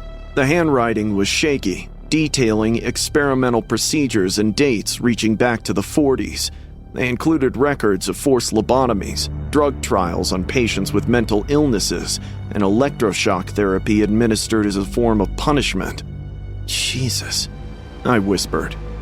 A sickening feeling gripped me as I read the details. Suddenly, sounds of coughing and vomiting erupted from the next room. Thinking it could be one of my classmates who had fallen sick, I dragged my feet toward the noise and pushed open the connecting door. Hello? You okay? The room was empty, but my flashlight had caught a fresh, wet puddle on the floor. It was an almost black mixture of blood and vomit. I shone my light around and saw a small figure hunched in the corner, facing away from me. I squinted and realized it was a woman. She was wearing a dirty white hospital gown, shaking and making a nasty gurgling sound. Ma'am? Are you... She turned around, and words died in my throat. Her jaw was hanging open, but not like a normal mouth. It looked like it had been nearly severed from her face, dangling by threads of tissue, with blood pouring out. Her eyes were wide and staring. I screamed, stumbled backward, and hit the wall. She started moving toward me, crawling with that broken jaw swinging. I ran back through the experimental room and into the hallway, running blind. Help! Someone help! I found my group 3 corridors over. Mr. Henderson grabbed my shoulders. What happened? There's someone in there. A woman. She's hurt. Her face. What woman? Where? I led them back. We found the experimental room with the files and the instruments, but the next room was empty. The floor was dry, with no puddle or blood in sight. I saw her. I swear, her jaw was... Mr. Henderson's face was pale. This island is completely restricted. There's no one else here. But I saw... You saw nothing. His voice was firm. Let's go. Tour's over. We walked back to the boat in silence. Nobody looked at me. I felt crazy, but I knew what I'd seen. As we pulled away from the dock, I felt eyes watching me. I looked back at the hospital and froze. She was there, standing on the roof 4 stories up in her white gown, blowing in the wind. She was watching our boat leave. I grabbed the student next to me. Look, on the roof!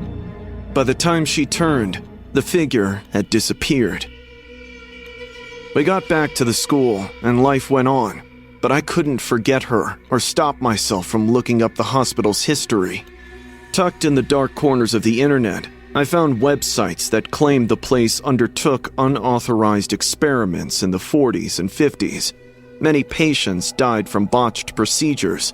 Amongst them were women subjected to surgical trials without consent. One case involved a patient who'd had her jaw surgically broken as part of a failed procedure to treat mental illness. It reminded me of the face that still keeps me up at night. I don't know how much of what I've read is real, but I know for certain I'm never setting foot on that island again. I moved into Michael's apartment a month after losing my job at the warehouse. I was 21, had $800 to my name, and was completely out of options. The Craigslist listing advertised an available room with utilities included for $300 a month. It was suspiciously cheap for the area, but I wasn't in a position to be picky. Michael answered the door wearing a white t-shirt and jeans that looked like he'd been wearing them for ages. He was maybe 35 and had the kind of mid-face that could be easily forgotten.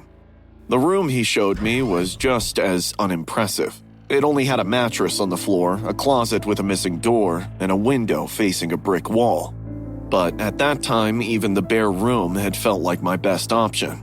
I agreed to move in the same evening. The apartment started feeling wrong right away, though I couldn't pinpoint why. Maybe it was the excessive cleaning or the lack of furniture and personal touches in the house. The living room had a single couch, a TV, and completely bare walls. When I asked how long he'd lived there, dude said 5 years, but the place looked like he'd moved in yesterday. That first night, I woke up at around 2 a.m. to a low murmur from somewhere in the apartment. When I looked, Michael was standing in the bathroom with the light on, talking to the mirror. I couldn't hear what he was saying, but his lips were moving, and he kept nodding like the reflection was responding to him. I closed my door quietly and got back into bed, told myself he was on the phone or maybe rehearsing for something. The next morning, by the time I woke up, Michael had already prepared coffee and offered me a cup. While I was drinking it, he grinned and said, "You should watch more quietly next time, Clay." I stared at him, stunned. I don't know what you mean. I stammered. "Last night, when you opened your door, the hinges squeak." He chuckled, taking a sip. "It's fine, though. All of them initially make the same mistakes." "All of who?"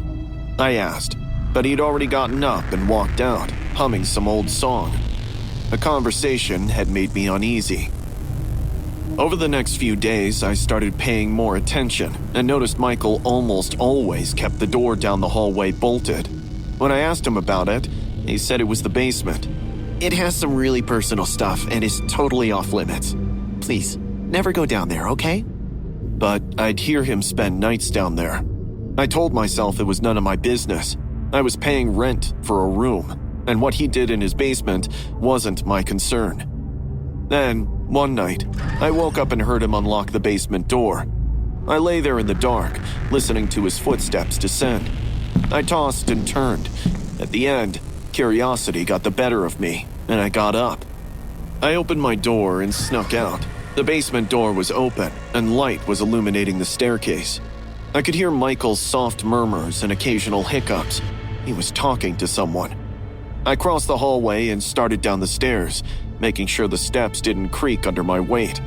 As I descended lower, an awful odor made my head spin. I covered my nose with my elbow and kept going. My heartbeat had picked up, and bile rose in my throat. From the bottom of the stairs, I saw that Michael was kneeling on the concrete floor with his back to me. He was sobbing, embracing a log-like thing covered with a tarp. "I'm sorry. I'm so sorry, Duff. I didn't want to. You have to understand, it had to be done."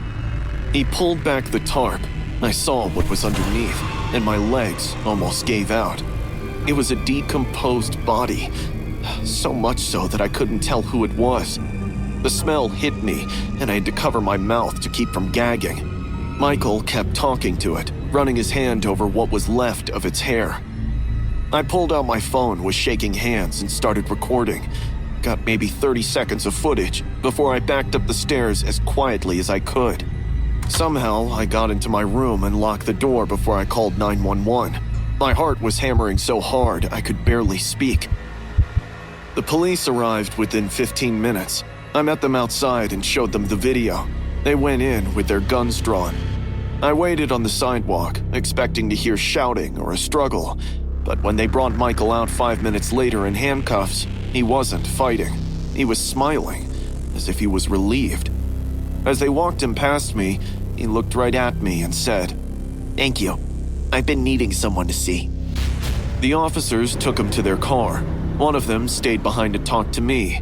They'd found the body was of a man named David, who had been Michael's roommate for a long time.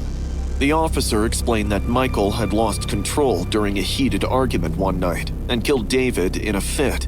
He was dead for months. Michael had kept him in the basement all that time. When they searched the apartment, they found journals filled with pages about his guilt. Michael wanted to turn himself in, but couldn't make himself do it. I desperately wanted someone to find out and force his hand. I just happened to be that someone. It has been a year, and I'm still messed up. I'm crashing back at my parents' place, got a new gig, and I'm talking to a therapist who knows all about this trauma. But I can't shake it. I'm still the kid who went down those stairs. My parents are insisting I get out and live my life, that someday I gotta move on, because they ain't gonna be there for me forever. I tell them that just thinking about getting a new roommate gives me serious anxiety.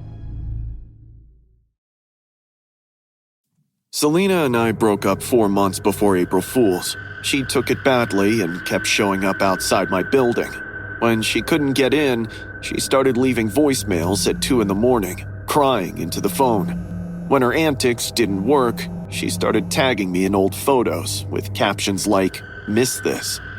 My friends told me to block her. Selena had always been obsessive during our relationship. In fact, it was the same toxicity that had drifted us apart. But it was April 1st. I was drunk and thought it'd be hilarious to mess with her a little. So I texted her. "Hi, Selena. I've been thinking about us. I was wrong. Can we talk? I miss you." She responded in seconds. Oh my god! Yes! Yes! When and where? I can come right now. I should have stopped right there, told her it was April Fool's and blocked her number. Instead, I told her to meet me at Riverside Park at midnight, the one near her apartment, and said we could talk things through. I'll be there. I knew you'd come back to me.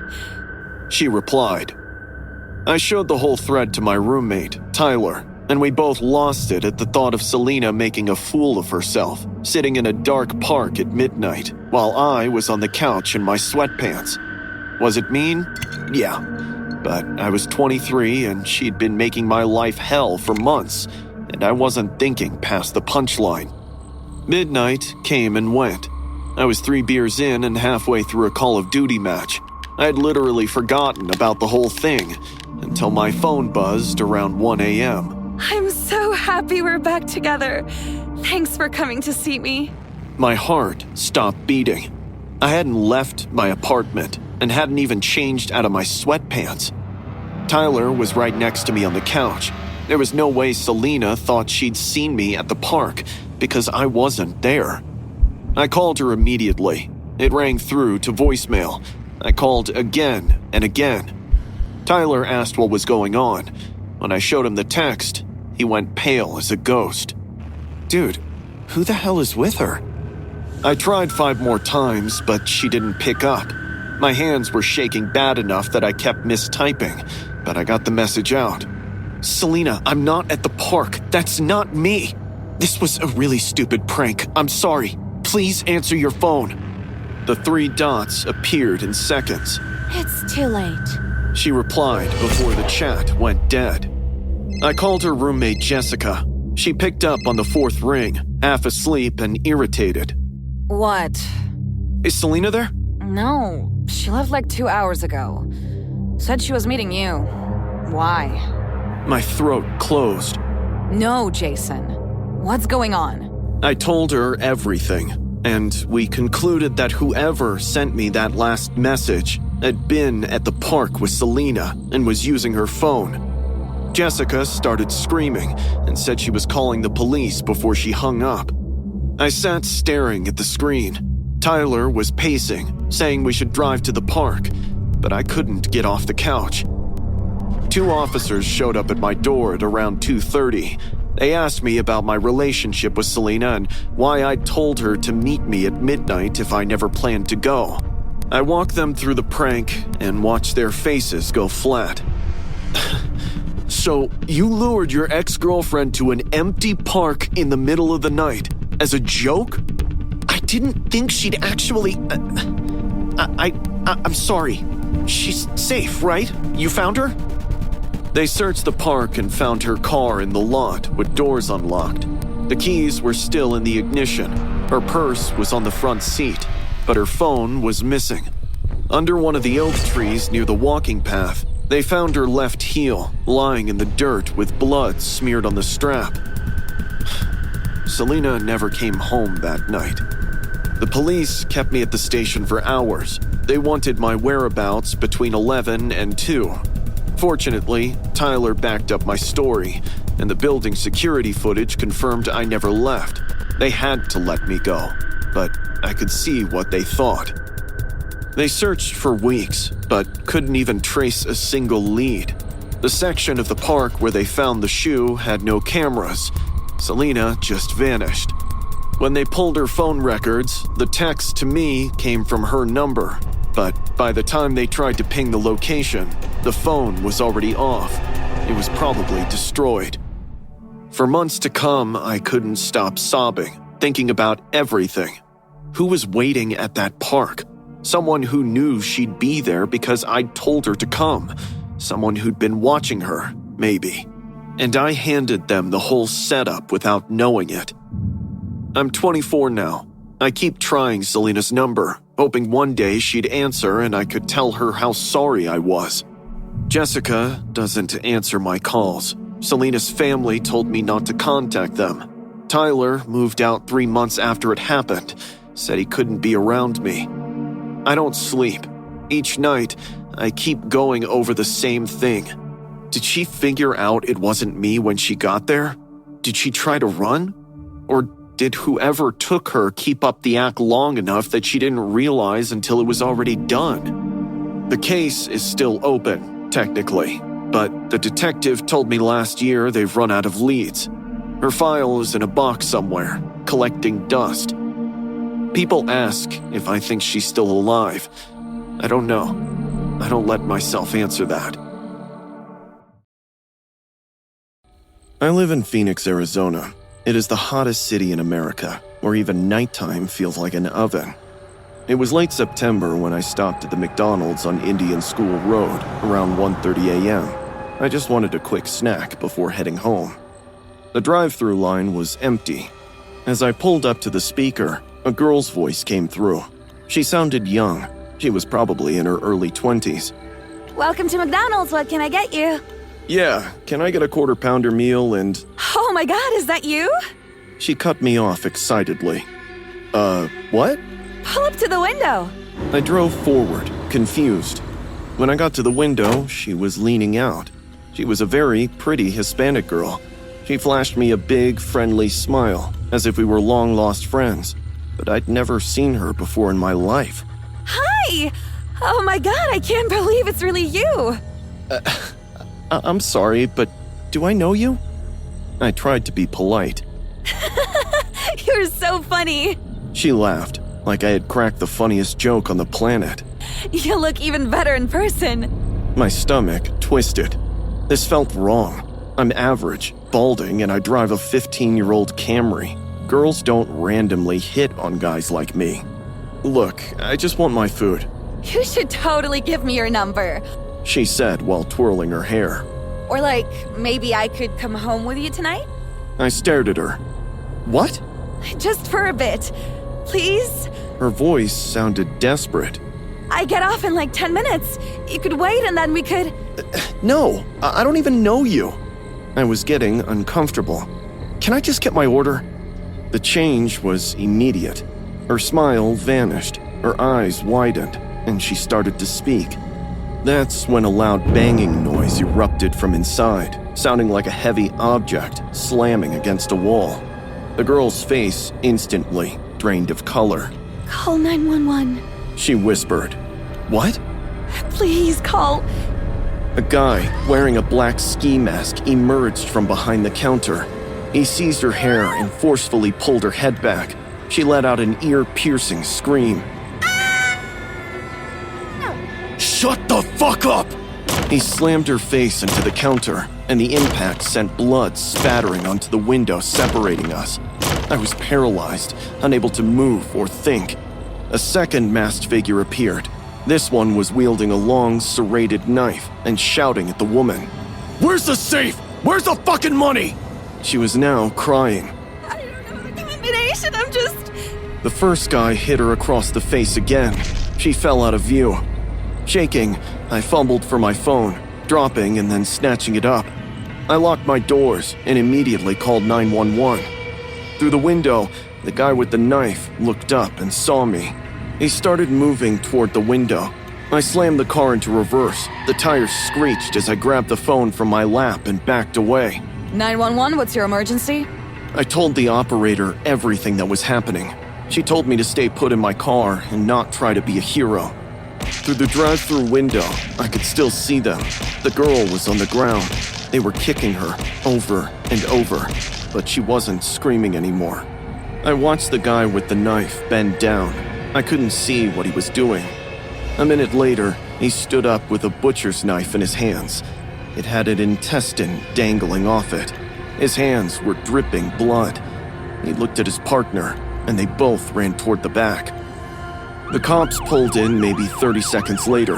Officers jumped out with guns drawn. I got out of my car with my hands up and told them what happened. They went inside and came out 2 minutes later. One cop was on his radio, calling for paramedics. Another was running toward the back parking lot. The robbers had run out the back door, and the girl was dead. When the ambulance showed up, they brought her out on a stretcher with a sheet covered that had turned crimson. I heard one of the paramedics say something about multiple stab wounds. I had to give a statement and describe what I saw. A detective asked if I got a plate number on their car. I told them that I didn't even see a car. The girl's name was Maria Santos. She was 22 years old and was working night shift to pay for community college. The guys who killed her were caught a week later. They tried to rob a gas station 2 towns over. Police matched their DNA to the ones found at the McDonald's. I testified at their trial and had to watch security footage and see Maria's face when that guy grabbed her. The jury convicted both of them. I'm 26 now. It's almost been a year. I still think about Maria every day, about how she was trying to get me to take her with me and save her, but I misunderstood it as a flirting attempt. My therapist says I couldn't have known, and I did the right thing by calling 911. She says it was natural, and I prioritized saving my own life before hers. It doesn't help with the nightmares or the deep guilt I feel every time I pass a McDonald's. I attended college in Eugene, Oregon. It's a small campus nestled between mountains and forests, and is sort of famous for its late-night parties. I was getting back from one of them when I found myself stumbling down Willamette Street at 2 a.m., slightly tipsy and craving McD's fries like I wouldn't make it to tomorrow. Luckily, I found the bright yellow McDonald sign glowing down the block and headed toward it, doing that drunk walk where you think you're going straight, but you're actually zigzagging. When I got there, the parking lot was completely dead, but all the lights were on inside, and I could see the counter and the menu boards, but couldn't spot anyone at the registers. The door was locked, so I banged as loud as I could. "Hey, y'all open?" I yelled, but no one answered. I kept banging. I pressed my face against the glass and saw movement in the back. "I can see you! Can I get some fries?" I hollered. A tall person came up to the front. When they stepped into the light, I could see the red and yellow striped shirt, big red wig, and white face paint. They were dressed as Ronald McDonald, but it had gone bad. The makeup was all smeared, running down their face, and the wig was crooked, sitting too far back. The worst part was the painted smile, which stretched out super wide across their whole face, looking totally creepy. Hey man?" I tried to sound normal. "You guys still serving? I just want some fries or..." The sentence died in my throat as he tilted his head like a dog hearing a weird noise. His smile got freaking huge. He blinked, then bolted right at me. Startled, I tripped backward. "What the fuck?" He smacked into the glass door that rattled in response. His hands, clad in white gloves with those weird red and yellow stripes, were flat against it, and he was cracking up with this really high-pitched laugh that sounded weird for a guy. I was running my ass off, my drunk legs pumping. I almost ate shit on the curb, but caught myself. I heard the door rattle behind me. When I looked over, he was trying to get out. My eyes landed on the door to this park right across the street. It was dark as hell. I bolted toward it anyway, thinking I could hide there. I made it to a bench and collapsed behind it. My heart was going a mile a minute. I tried to stay as quiet as I could, but everything was seriously spinning. I listened carefully. There were footsteps on the sidewalk getting closer, and the guy was still freakily giggling. I held my breath as the footsteps got louder. Suddenly, he stopped right on the other side of the bench, and an eerie calm settled over. All I could hear was my heart trying to punch its way out of my chest. Eventually, the footsteps started up again. This time, they were fading out. I waited for 2 minutes before I stood up to peek. The street was totally empty. I let out a breath I didn't know I was holding. I turned slightly, and something dropped from the tree above. I jumped and screamed at the top of my lungs. It was the guy. He was right in front of me, with that fucking smile, 2 inches from my face. As I turned to run, I tripped over my own feet and hit the pavement hard. My hands, knees, and face scraped concrete. Everything hurt. The world spun, my stomach lurched, and I threw up all over myself. I was on my hands and knees puking when I felt him standing over me. I could see those big red shoes in my peripheral vision. He started laughing, like this was the funniest thing he'd ever seen. I was still on the ground, covered in my own vomit, and frantically scrambling backward to escape, while he just stood there, laughing. He then stopped and went quiet, staring at me for a long time. He turned around and walked back toward the McDonald's, whistling as if nothing had happened. I sat there in my own puke for probably 10 minutes. I was too scared to move and too drunk to think straight. Eventually, I got up and walked home. I took the longest way possible to avoid that McDonald's. Jake found me passed out in the shower at 4 a.m., still wearing my clothes. He thought I'd just gotten too drunk. I didn't tell him what happened. I returned the following day, completely sober and in broad daylight. The McDonald's appeared entirely normal, with customers eating and children in the play place.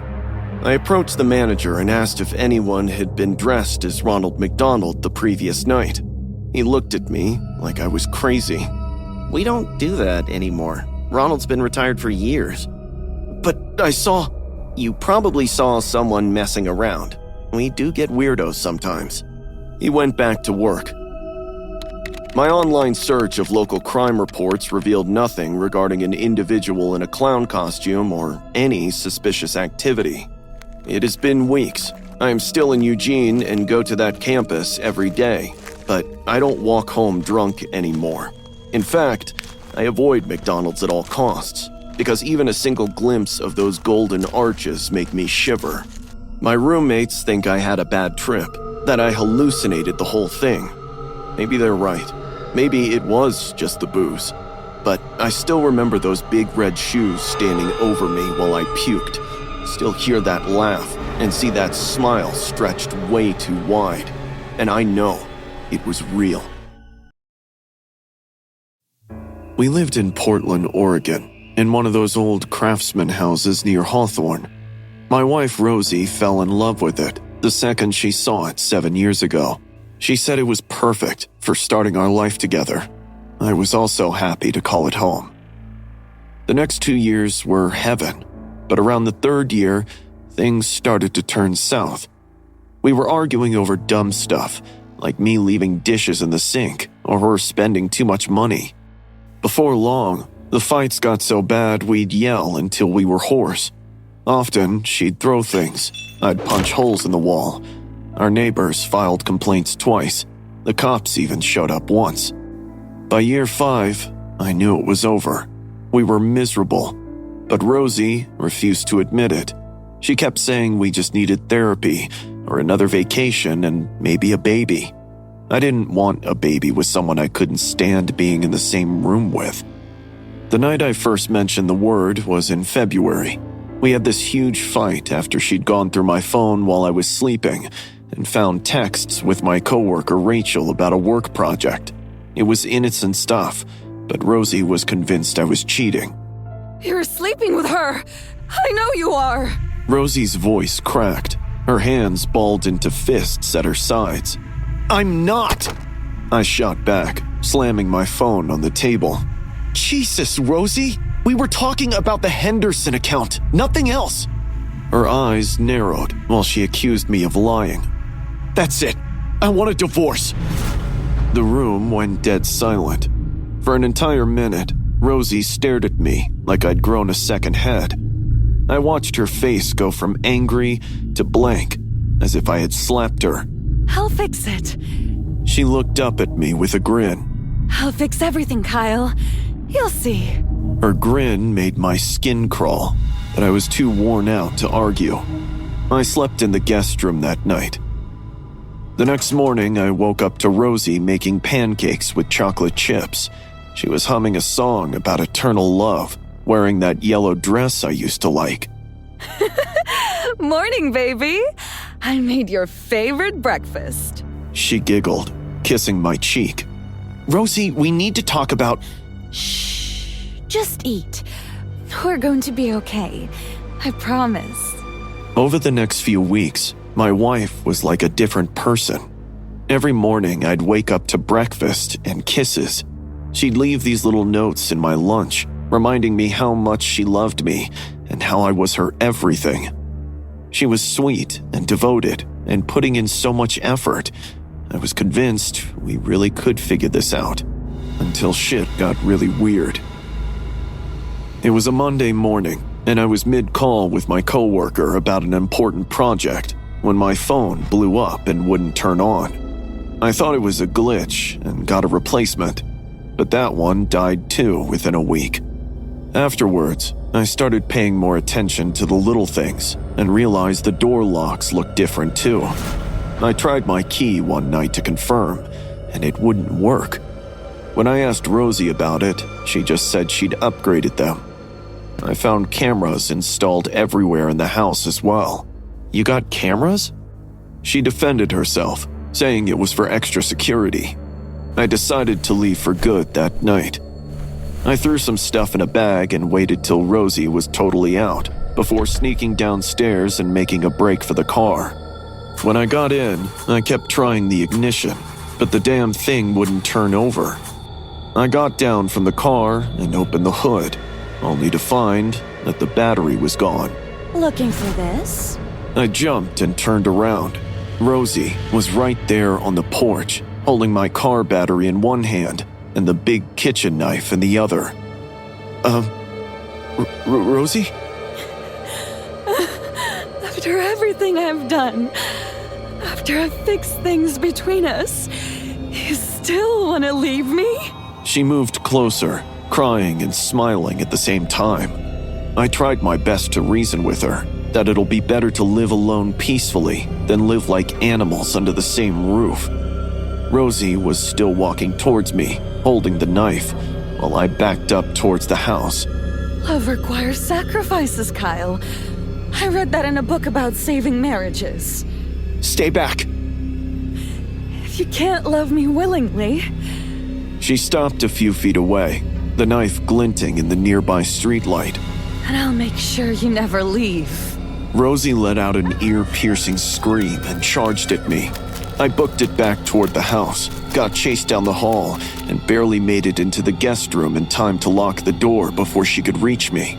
I ended up locking myself in the guest room and calling 911 on the landline as she repeatedly stabbed the wooden door, yelling at me that we would never be over. Her rage continued until I heard cop car sirens outside. When the cops got in, they found Rosie in the kitchen, just chilling and making tea. The knife was on the counter, and my car battery was on the table. She totally downplayed what happened, telling the officers I was overreacting and that we just had a little argument. But the door was enough proof. She was arrested immediately, slapped with a restraining order, and taken for a psychiatric evaluation. It helped me get a quick divorce. It has nearly been a year. I left Oregon for good and stay in Seattle now. It was difficult to start over, but I'm picking up pieces. I don't date anymore. My marriage has left me with deep trust issues.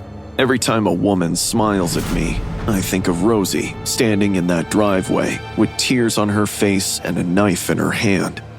I often get nightmares of finding my psycho ex-wife leaning on my face with a creepy grin, standing right next to my bed. I even thought about visiting her at the mental institution, but then again, I fear giving out about my current whereabouts. It's better to bury the past. Freshman year was my first time living away from home, and I was supposed to be stepping into the best years of my life. But honestly, I was way more stressed about having to share space with a total stranger. All that anxiety kind of melted the second Rhea showed up on move-in day.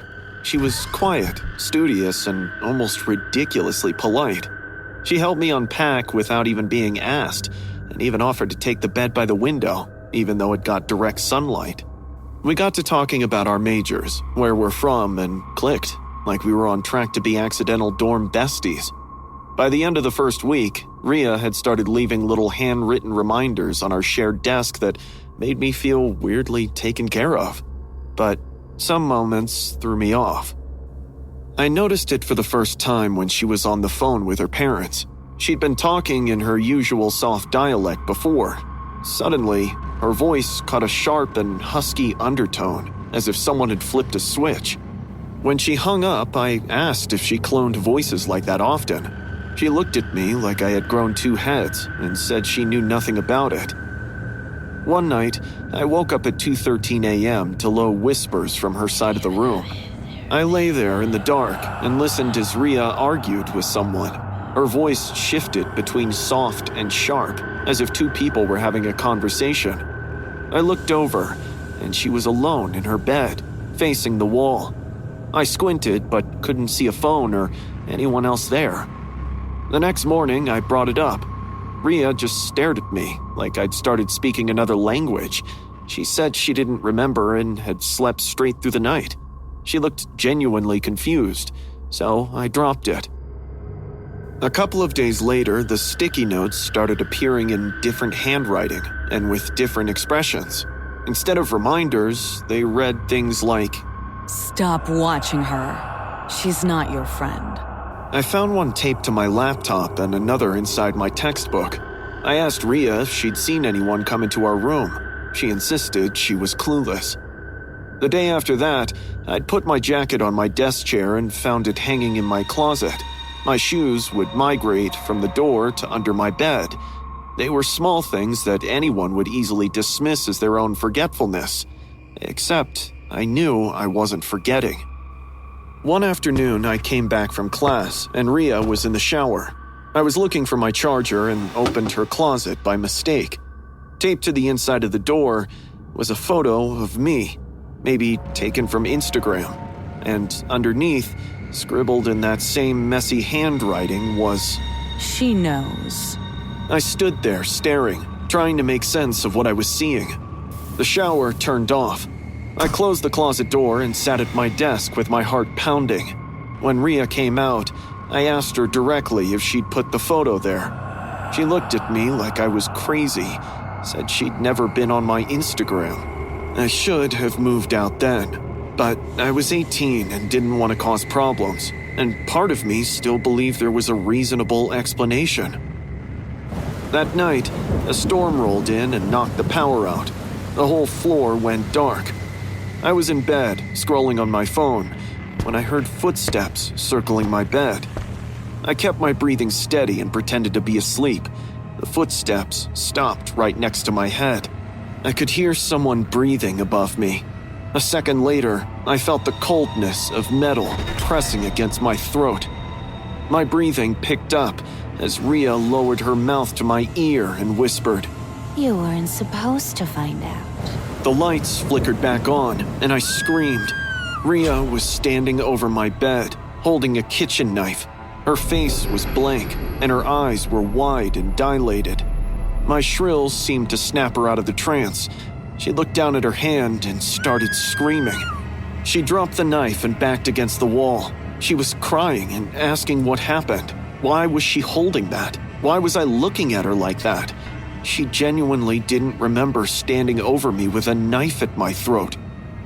The RA heard the screams and came running with campus security.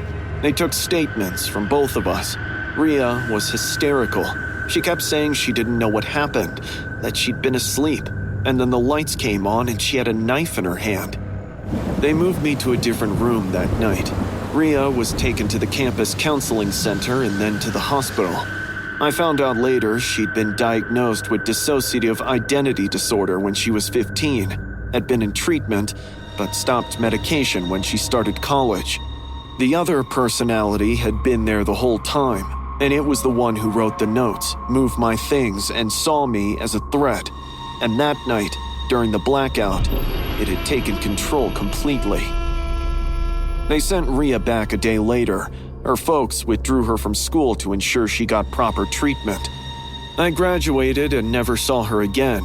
Throughout my college years, I took up part-time gigs and lived in a single dorm room that cost more than I could afford because I couldn't share space with someone else. Can't trust that the person I go to bed with is the same person who will be there when I wake up. I know now that people can have whole other versions of themselves living inside them that write in different handwriting and speak in different voices and hold knives in the dark. I wonder what would have happened if the power hadn't come back on when it did, if those lights had stayed off for another 30 seconds, if Rhea's other self had finished what it started. I'm grateful I never had to find out. When I was a junior, there was a senior named Tyler Brennan, who was also the lacrosse captain. I'd been crushing on him for 2 years, and my friends kept saying he was definitely into me. I believed them. That Saturday, there was a huge party at a house near Whatcom Falls Park, right on the edge of town. Tyler was supposed to be there. But my parents wouldn't let me go out. So I climbed out my window at midnight and snuck out. By the time I arrived, the house was packed and the music was thumping loudly. I saw Tyler by the pavement, laughing at something his friend had said. I spent the next hour working up the courage to say hi to him. He was nice and offered me a drink. We talked for 5 minutes before his friend called him over. "Hey, I'll be right back," he said. After half an hour had passed and he still hadn't returned, I started looking for him. Someone told me they saw him go upstairs, so I went up and found him in a bedroom, making out with Jessica Martinez, one of the popular girls. They were so lost in each other that they didn't even notice me. It felt like my heart was being ripped open. I walked out without saying goodbye to anyone. I was crying, feeling stupid for ever believing someone like Tyler would be interested in me. I kept walking, heedless of the turns I was taking. When I finally looked up, I was in Whatcom Falls Park. The park was dark and empty. Fog had rolled in so thick that everything looked like a dream or a nightmare. The pain in my chest was still intense. Without thinking, I walked deeper into the fog, following the paths with no one else around. After about 15 minutes, I realized how reckless I was being. I was alone at night in a deserted park.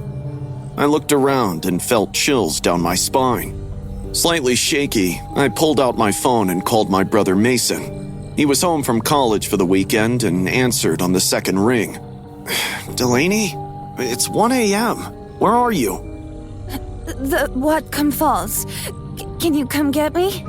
I said through hiccups. "Jesus, stay put. I'll be there in 10 minutes.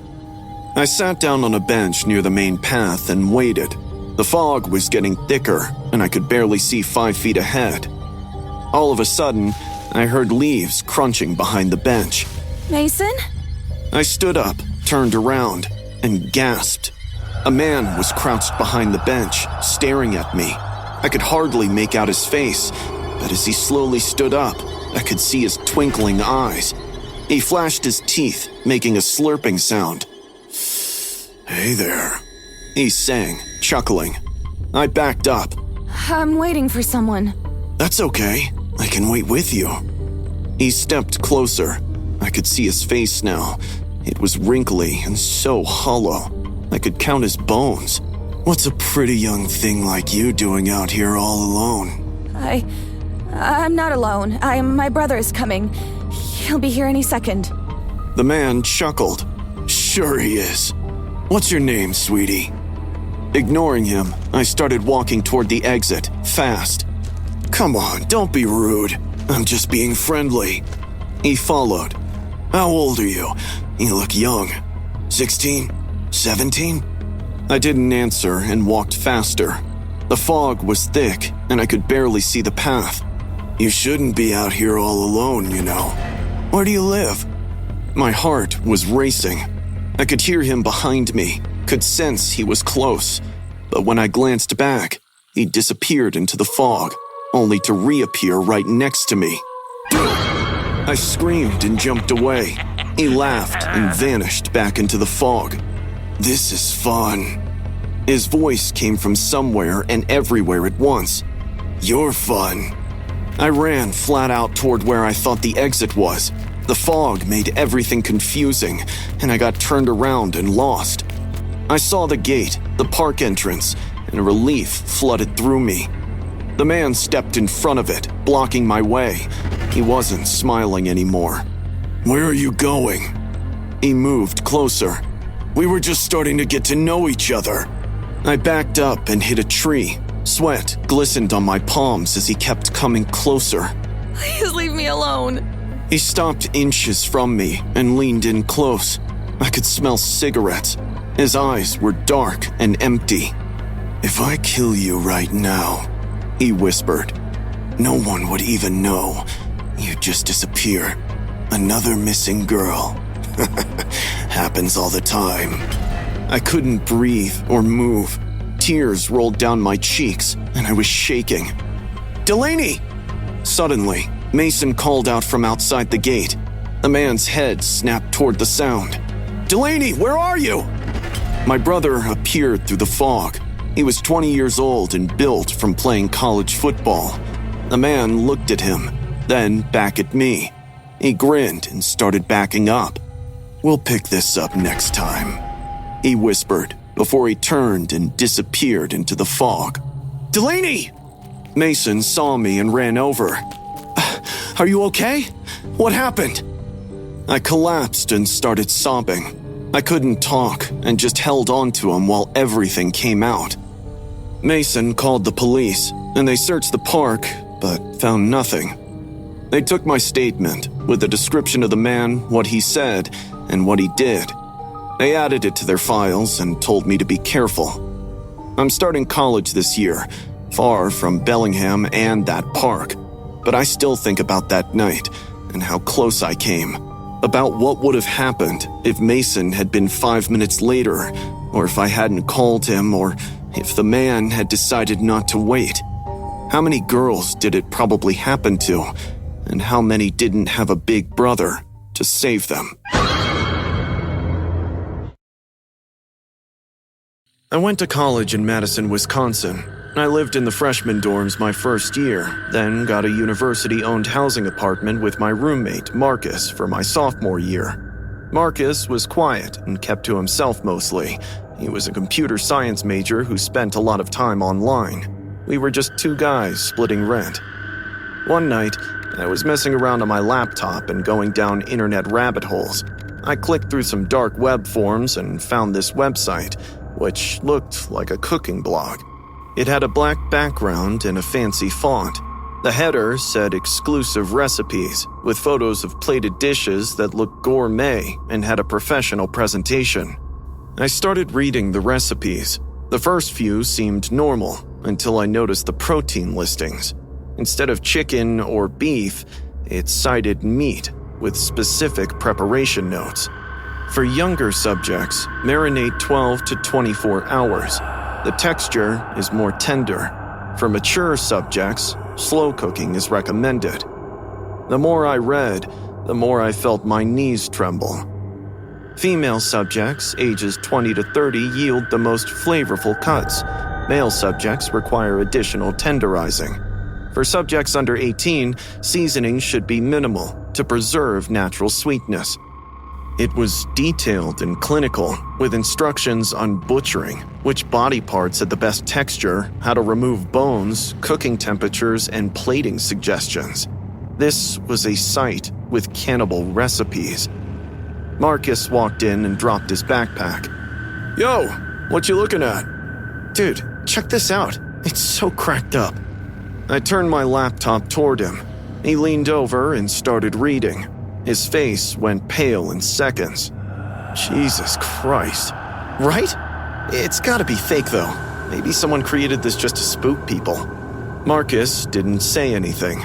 He kept reading and scrolling through recipes, and his expression turned weird, as if he were in a trance. Marcus? He blinked. Yeah, that's disturbing. I'm gonna go to bed. Night. He went to his room and closed the door. I closed the laptop, feeling gross, and tried to forget about it. Over the next few days, Marcus changed. He'd always been quiet, but now he was distant and distracted. I'd catch him staring at people on campus. When I asked if he was okay, he'd snap out of it and say he was fine. The following week, multiple girls filed formal complaints against Marcus. This girl, Emma, from our building, reported to the campus security that Marcus had been following her everywhere she went. They gave him a warning and told him to stay away from her.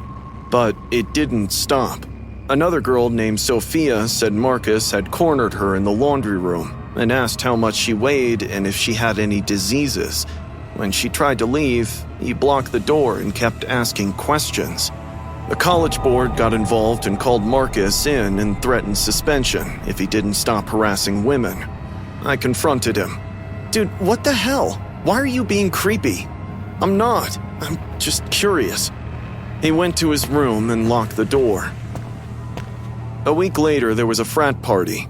I went, but Marcus said he was staying home. I didn't bother him. I got back at around 2 a.m., tipsy and tired. My key wouldn't work because the door was locked from inside with the deadbolt. I knocked. Marcus, open up! He didn't answer. I knocked louder and put my ear to the door. My whole body just seized up. Muffled crying was coming through, followed by a scream of a woman that got cut short. My blood went cold and my heart started hammering. I pounded on the door with both fists. Marcus, what's going on? He wouldn't answer, so I ran downstairs and found a security guard doing rounds. I told him someone was in my apartment and was screaming. He followed me up and knocked.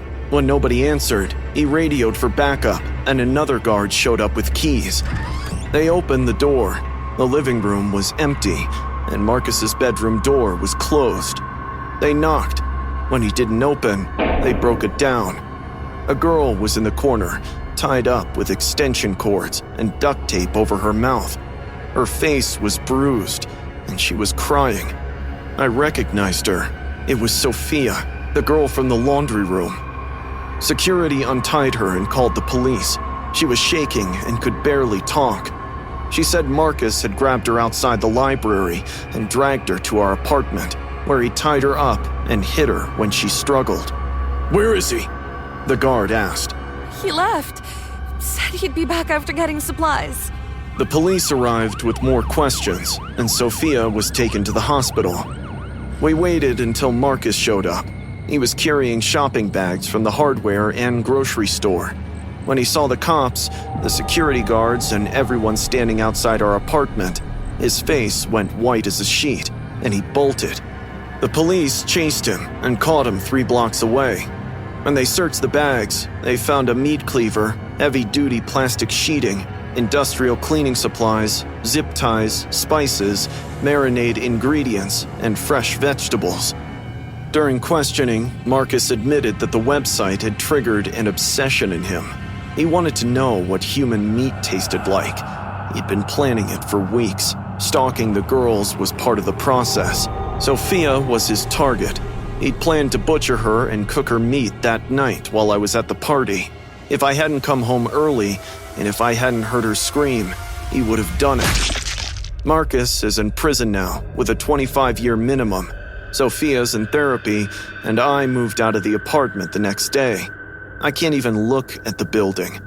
I've graduated and live in Chicago now, but I still think about that website to try to figure out my role in the whole mess.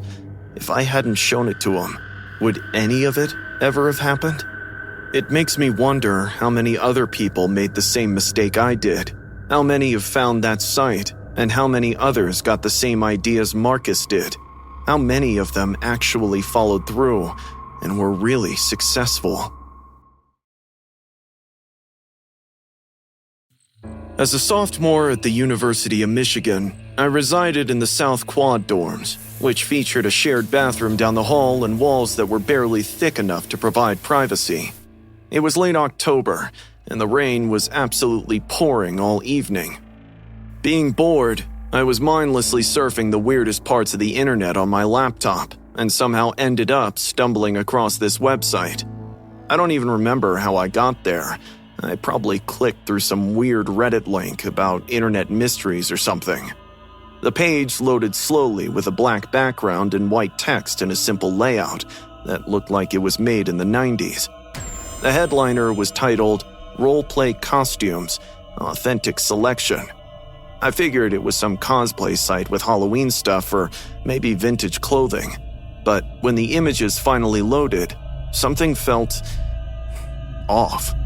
The clothes weren't costumes at all. They were normal, everyday clothes, like a blue polo shirt that looked like something from Old Navy, regular jeans with a plain belt and a floral sundress. It seemed to be regular stuff you'd see at Target or Walmart. I was confused, thinking, why would anyone buy these normal clothes for cosplay? Then, I noticed brownish stains on the clothes. The spots seemed faded, like someone had scrubbed them over and over but couldn't get them off. The fabric looked worn and stretched at the seams, having been used hard. I scrolled to the very end but couldn't find any description, price, or size lists. I kept scrolling anyway. Something about it was hypnotic in a sick way. I discovered the drop-down menu at the top reading Age Group. The options listed were 18 to 25, 26 to 35, 36 to 50, and 50 plus. And at the bottom was 5 to 10. My stomach dropped. I clicked it before my brain could tell me not to. In seconds, images of children's clothes appeared. There were tiny shirts with cartoon characters, little princess dresses with lace trim, small jeans with elastic waistbands and dinosaur patches, and kids' shoes with Velcro straps. All of them had those same brownish stains scattered across the fabric, worn thin and faded from washing. One photo showed a pink shirt with Dora the Explorer, smiling on the front. The collar was stretched out, with dark stains around the neck and shoulders. The description box beneath read, "She passed in sleep, didn't struggle much." I felt sick and closed the laptop. The daunting realization that I just found a site that sells dead people's clothes or maybe murder victims for sale. I sat there in the dark, listening to the rain hit my window. I didn't realize how much time had passed until a loud knock made me jump. I called out, asking who it was, but instead of receiving answers, another knock echoed in response. My heart started hammering in my chest, and I tried to keep my calm. "Who is it?" Still, no answer. But this time, the knocking stopped. I walked to the door and put my eye to the peephole. Outside, the hallway was empty, with fluorescent lights buzzing. I tried changing angles, but couldn't spot anyone. I waited for a few seconds before retreating to my bed. Just as I lay down, the knocking came back, and this time it got way more aggressive. Whoever was knocking had no hesitation in breaking down the door. "Stop it! I'm calling security!" The knocking grew more aggressive. Along with thumping the door, the man on the other side started kicking it as well. I couldn't muster up the courage to check through the peephole. Instead, I grabbed my phone, dialed campus security, and put it on speaker. "Someone's at my door and they won't stop knocking. South Quad, room..." I paused and warned the intruder that the security guy would be on his way soon. Suddenly, the knocking stopped again. Nothing happened for a minute. No knocking, no kicking. It was as if I were alone again. I disconnected the call and sat down on the bed, drenched in sweat and panting in fear. Just when I thought it was over, a yellow piece of paper slid under my door. I could hear loud, retreating footsteps, like someone was running down the hallway. It got fainter and fainter until it vanished entirely. I waited 5 more minutes before opening the door with my phone in one hand and a ready-to-run stance. The hallway was empty, except for that yellow paper on the floor. I picked it up. It was a sticky note with 4 words written in black marker. "How old are you?" My hands started shaking. I just stared at those words. Campus security showed up 10 minutes later and searched the floor and checked the security cameras. The footage showed a tall guy dressed in a dark red robe knocking and kicking on my door. His face was covered by the hood of the robe. They asked about the note, and I showed them and explained the website. I tried to pull it up on my laptop, but the page was gone with a 404 error. The security guy took the note and said they'd investigate and told me to call if anything else happened. I didn't sleep and kept checking the peephole and watching my door. The rain eventually stopped, but I barely noticed. The next morning, I tried finding the website again. I searched every variation of the name and checked my browsing history, but found nothing. It was as if it had been completely scrubbed. I'm in my junior year, living in a different dorm with a different roommate. The man was never seen around campus that night, but I still think about that website with those stained clothes and the children's section. And I think about whoever was standing outside my door that night. They knew I'd been looking and wanted me to know they knew. It shakes me up to this day when I try and make sense of how that person found my location so quickly, just because I clicked on a mysterious link leading to a horrifying website. The internet is becoming a very dark place these days, and no one is safe. I live in Seattle, Washington, in the Capitol Hill neighborhood, where the bars stay open late and the fog rolls in thick off Puget Sound. That night in November, I'd been at my buddy Tyler's place, drinking and playing poker.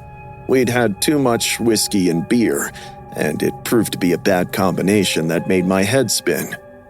I left around 2 a.m. I should have called an Uber, and that would have been smart, but I was only 6 blocks from home and broke from losing at cards and stupid from alcohol. I figured I could walk it. Outside, the fog was insane, the thickest I'd ever seen in 10 years living here. You couldn't see 5 feet ahead of you. Streetlights just glowed orange through the gray, like dim underwater lights. Everything was muffled and dead quiet, except for my footsteps echoing weirdly. I was halfway home when I heard the whistling. It was some old tune I didn't recognize, coming from behind me.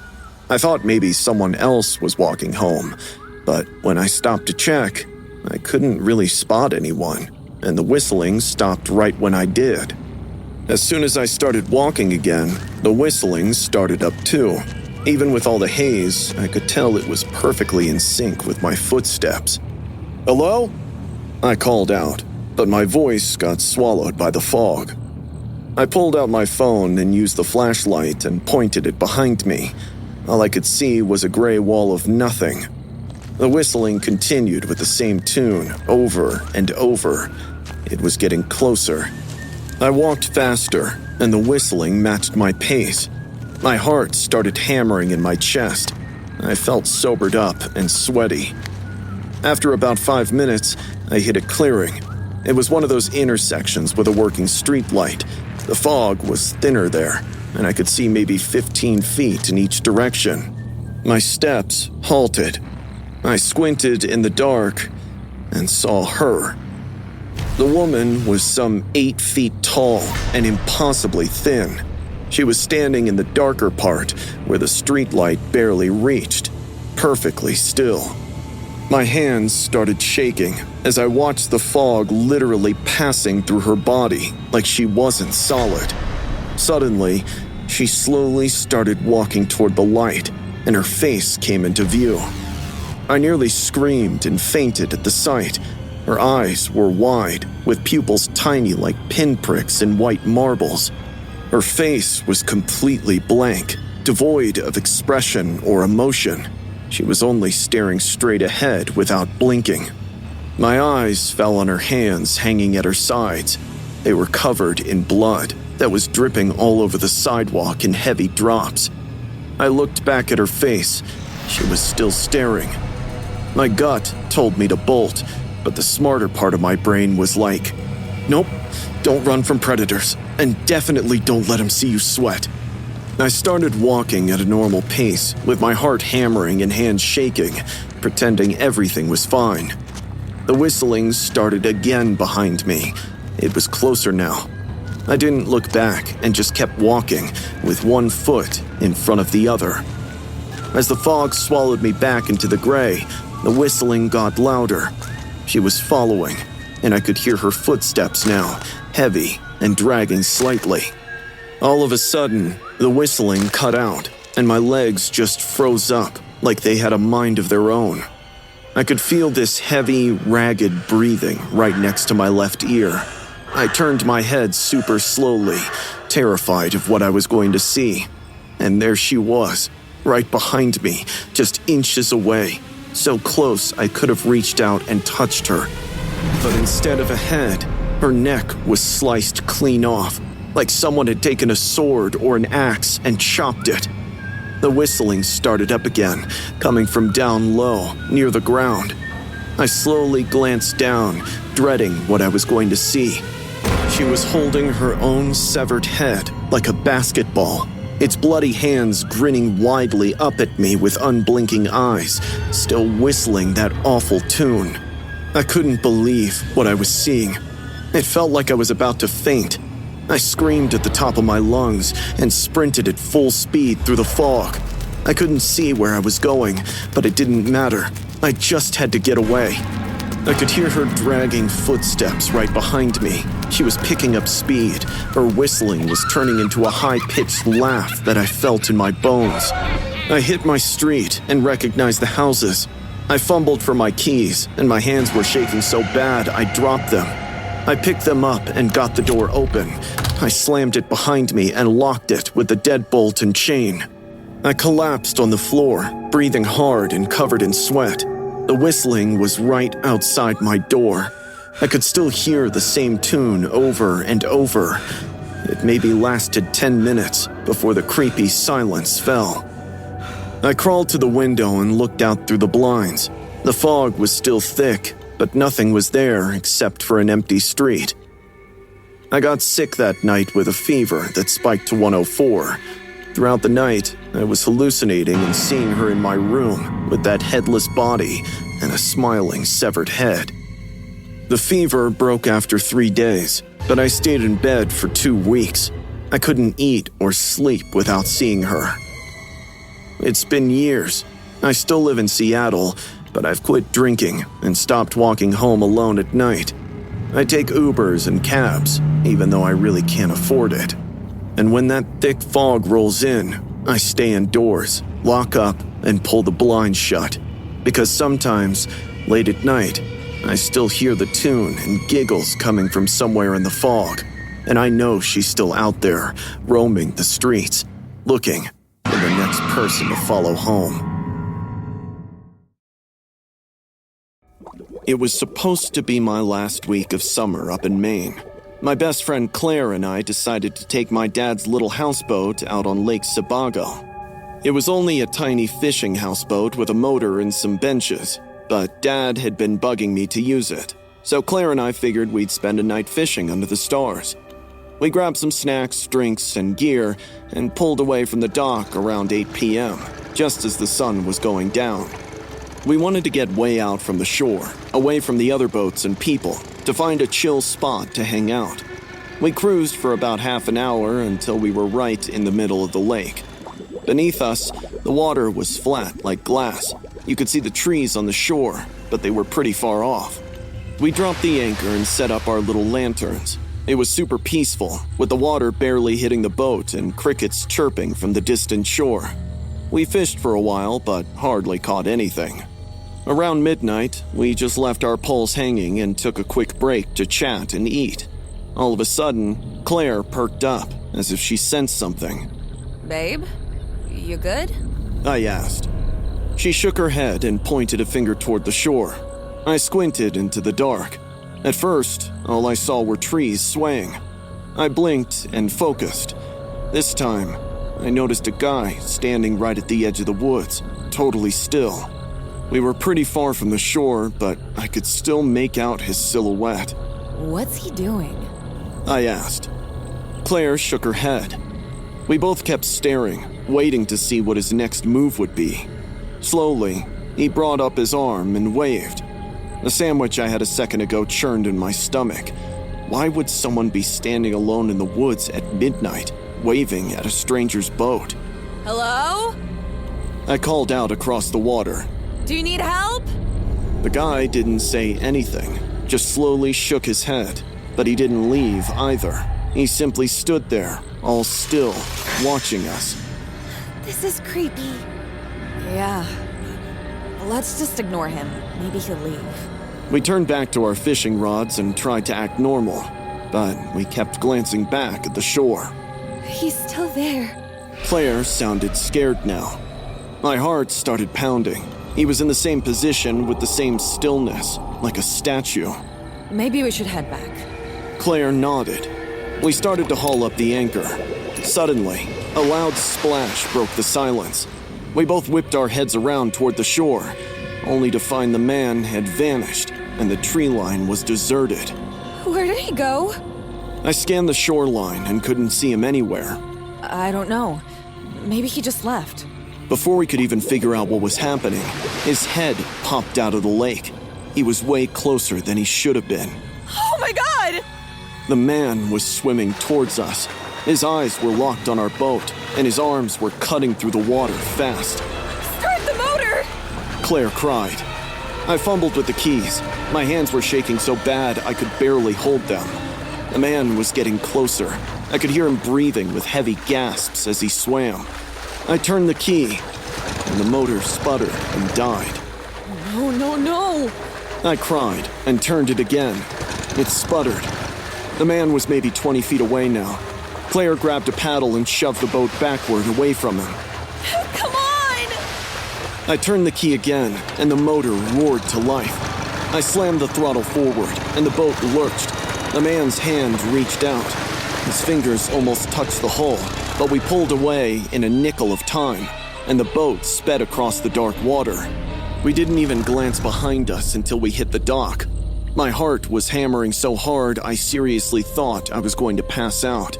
Claire was white-knuckling the side of the boat. Neither of us said a word. We were both totally shaking and breathing like crazy.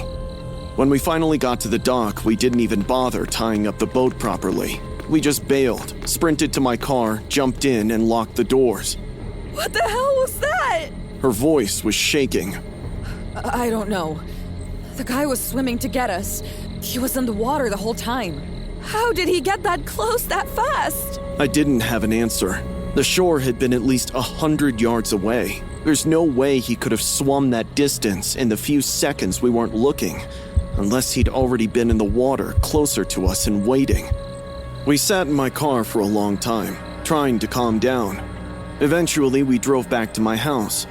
Neither of us slept that night, and we just sat up talking about what happened and trying to make sense of it. But we couldn't. because the truth was obvious. We were never alone out there. That man had been watching us and waiting, and when we tried to leave, he came for us. It has been nearly a year. I haven't been back to that lake since. My dad still asks me to take the boat out, and I always turn him down. I haven't told him, but I guess he has sensed that something bad has happened. Claire and I don't talk about that night anymore, but sometimes I think about it, and each time I shudder at the thought of how it could have ended, how close his hand came to touching the boat, and if he had, what would have happened if the motor hadn't started.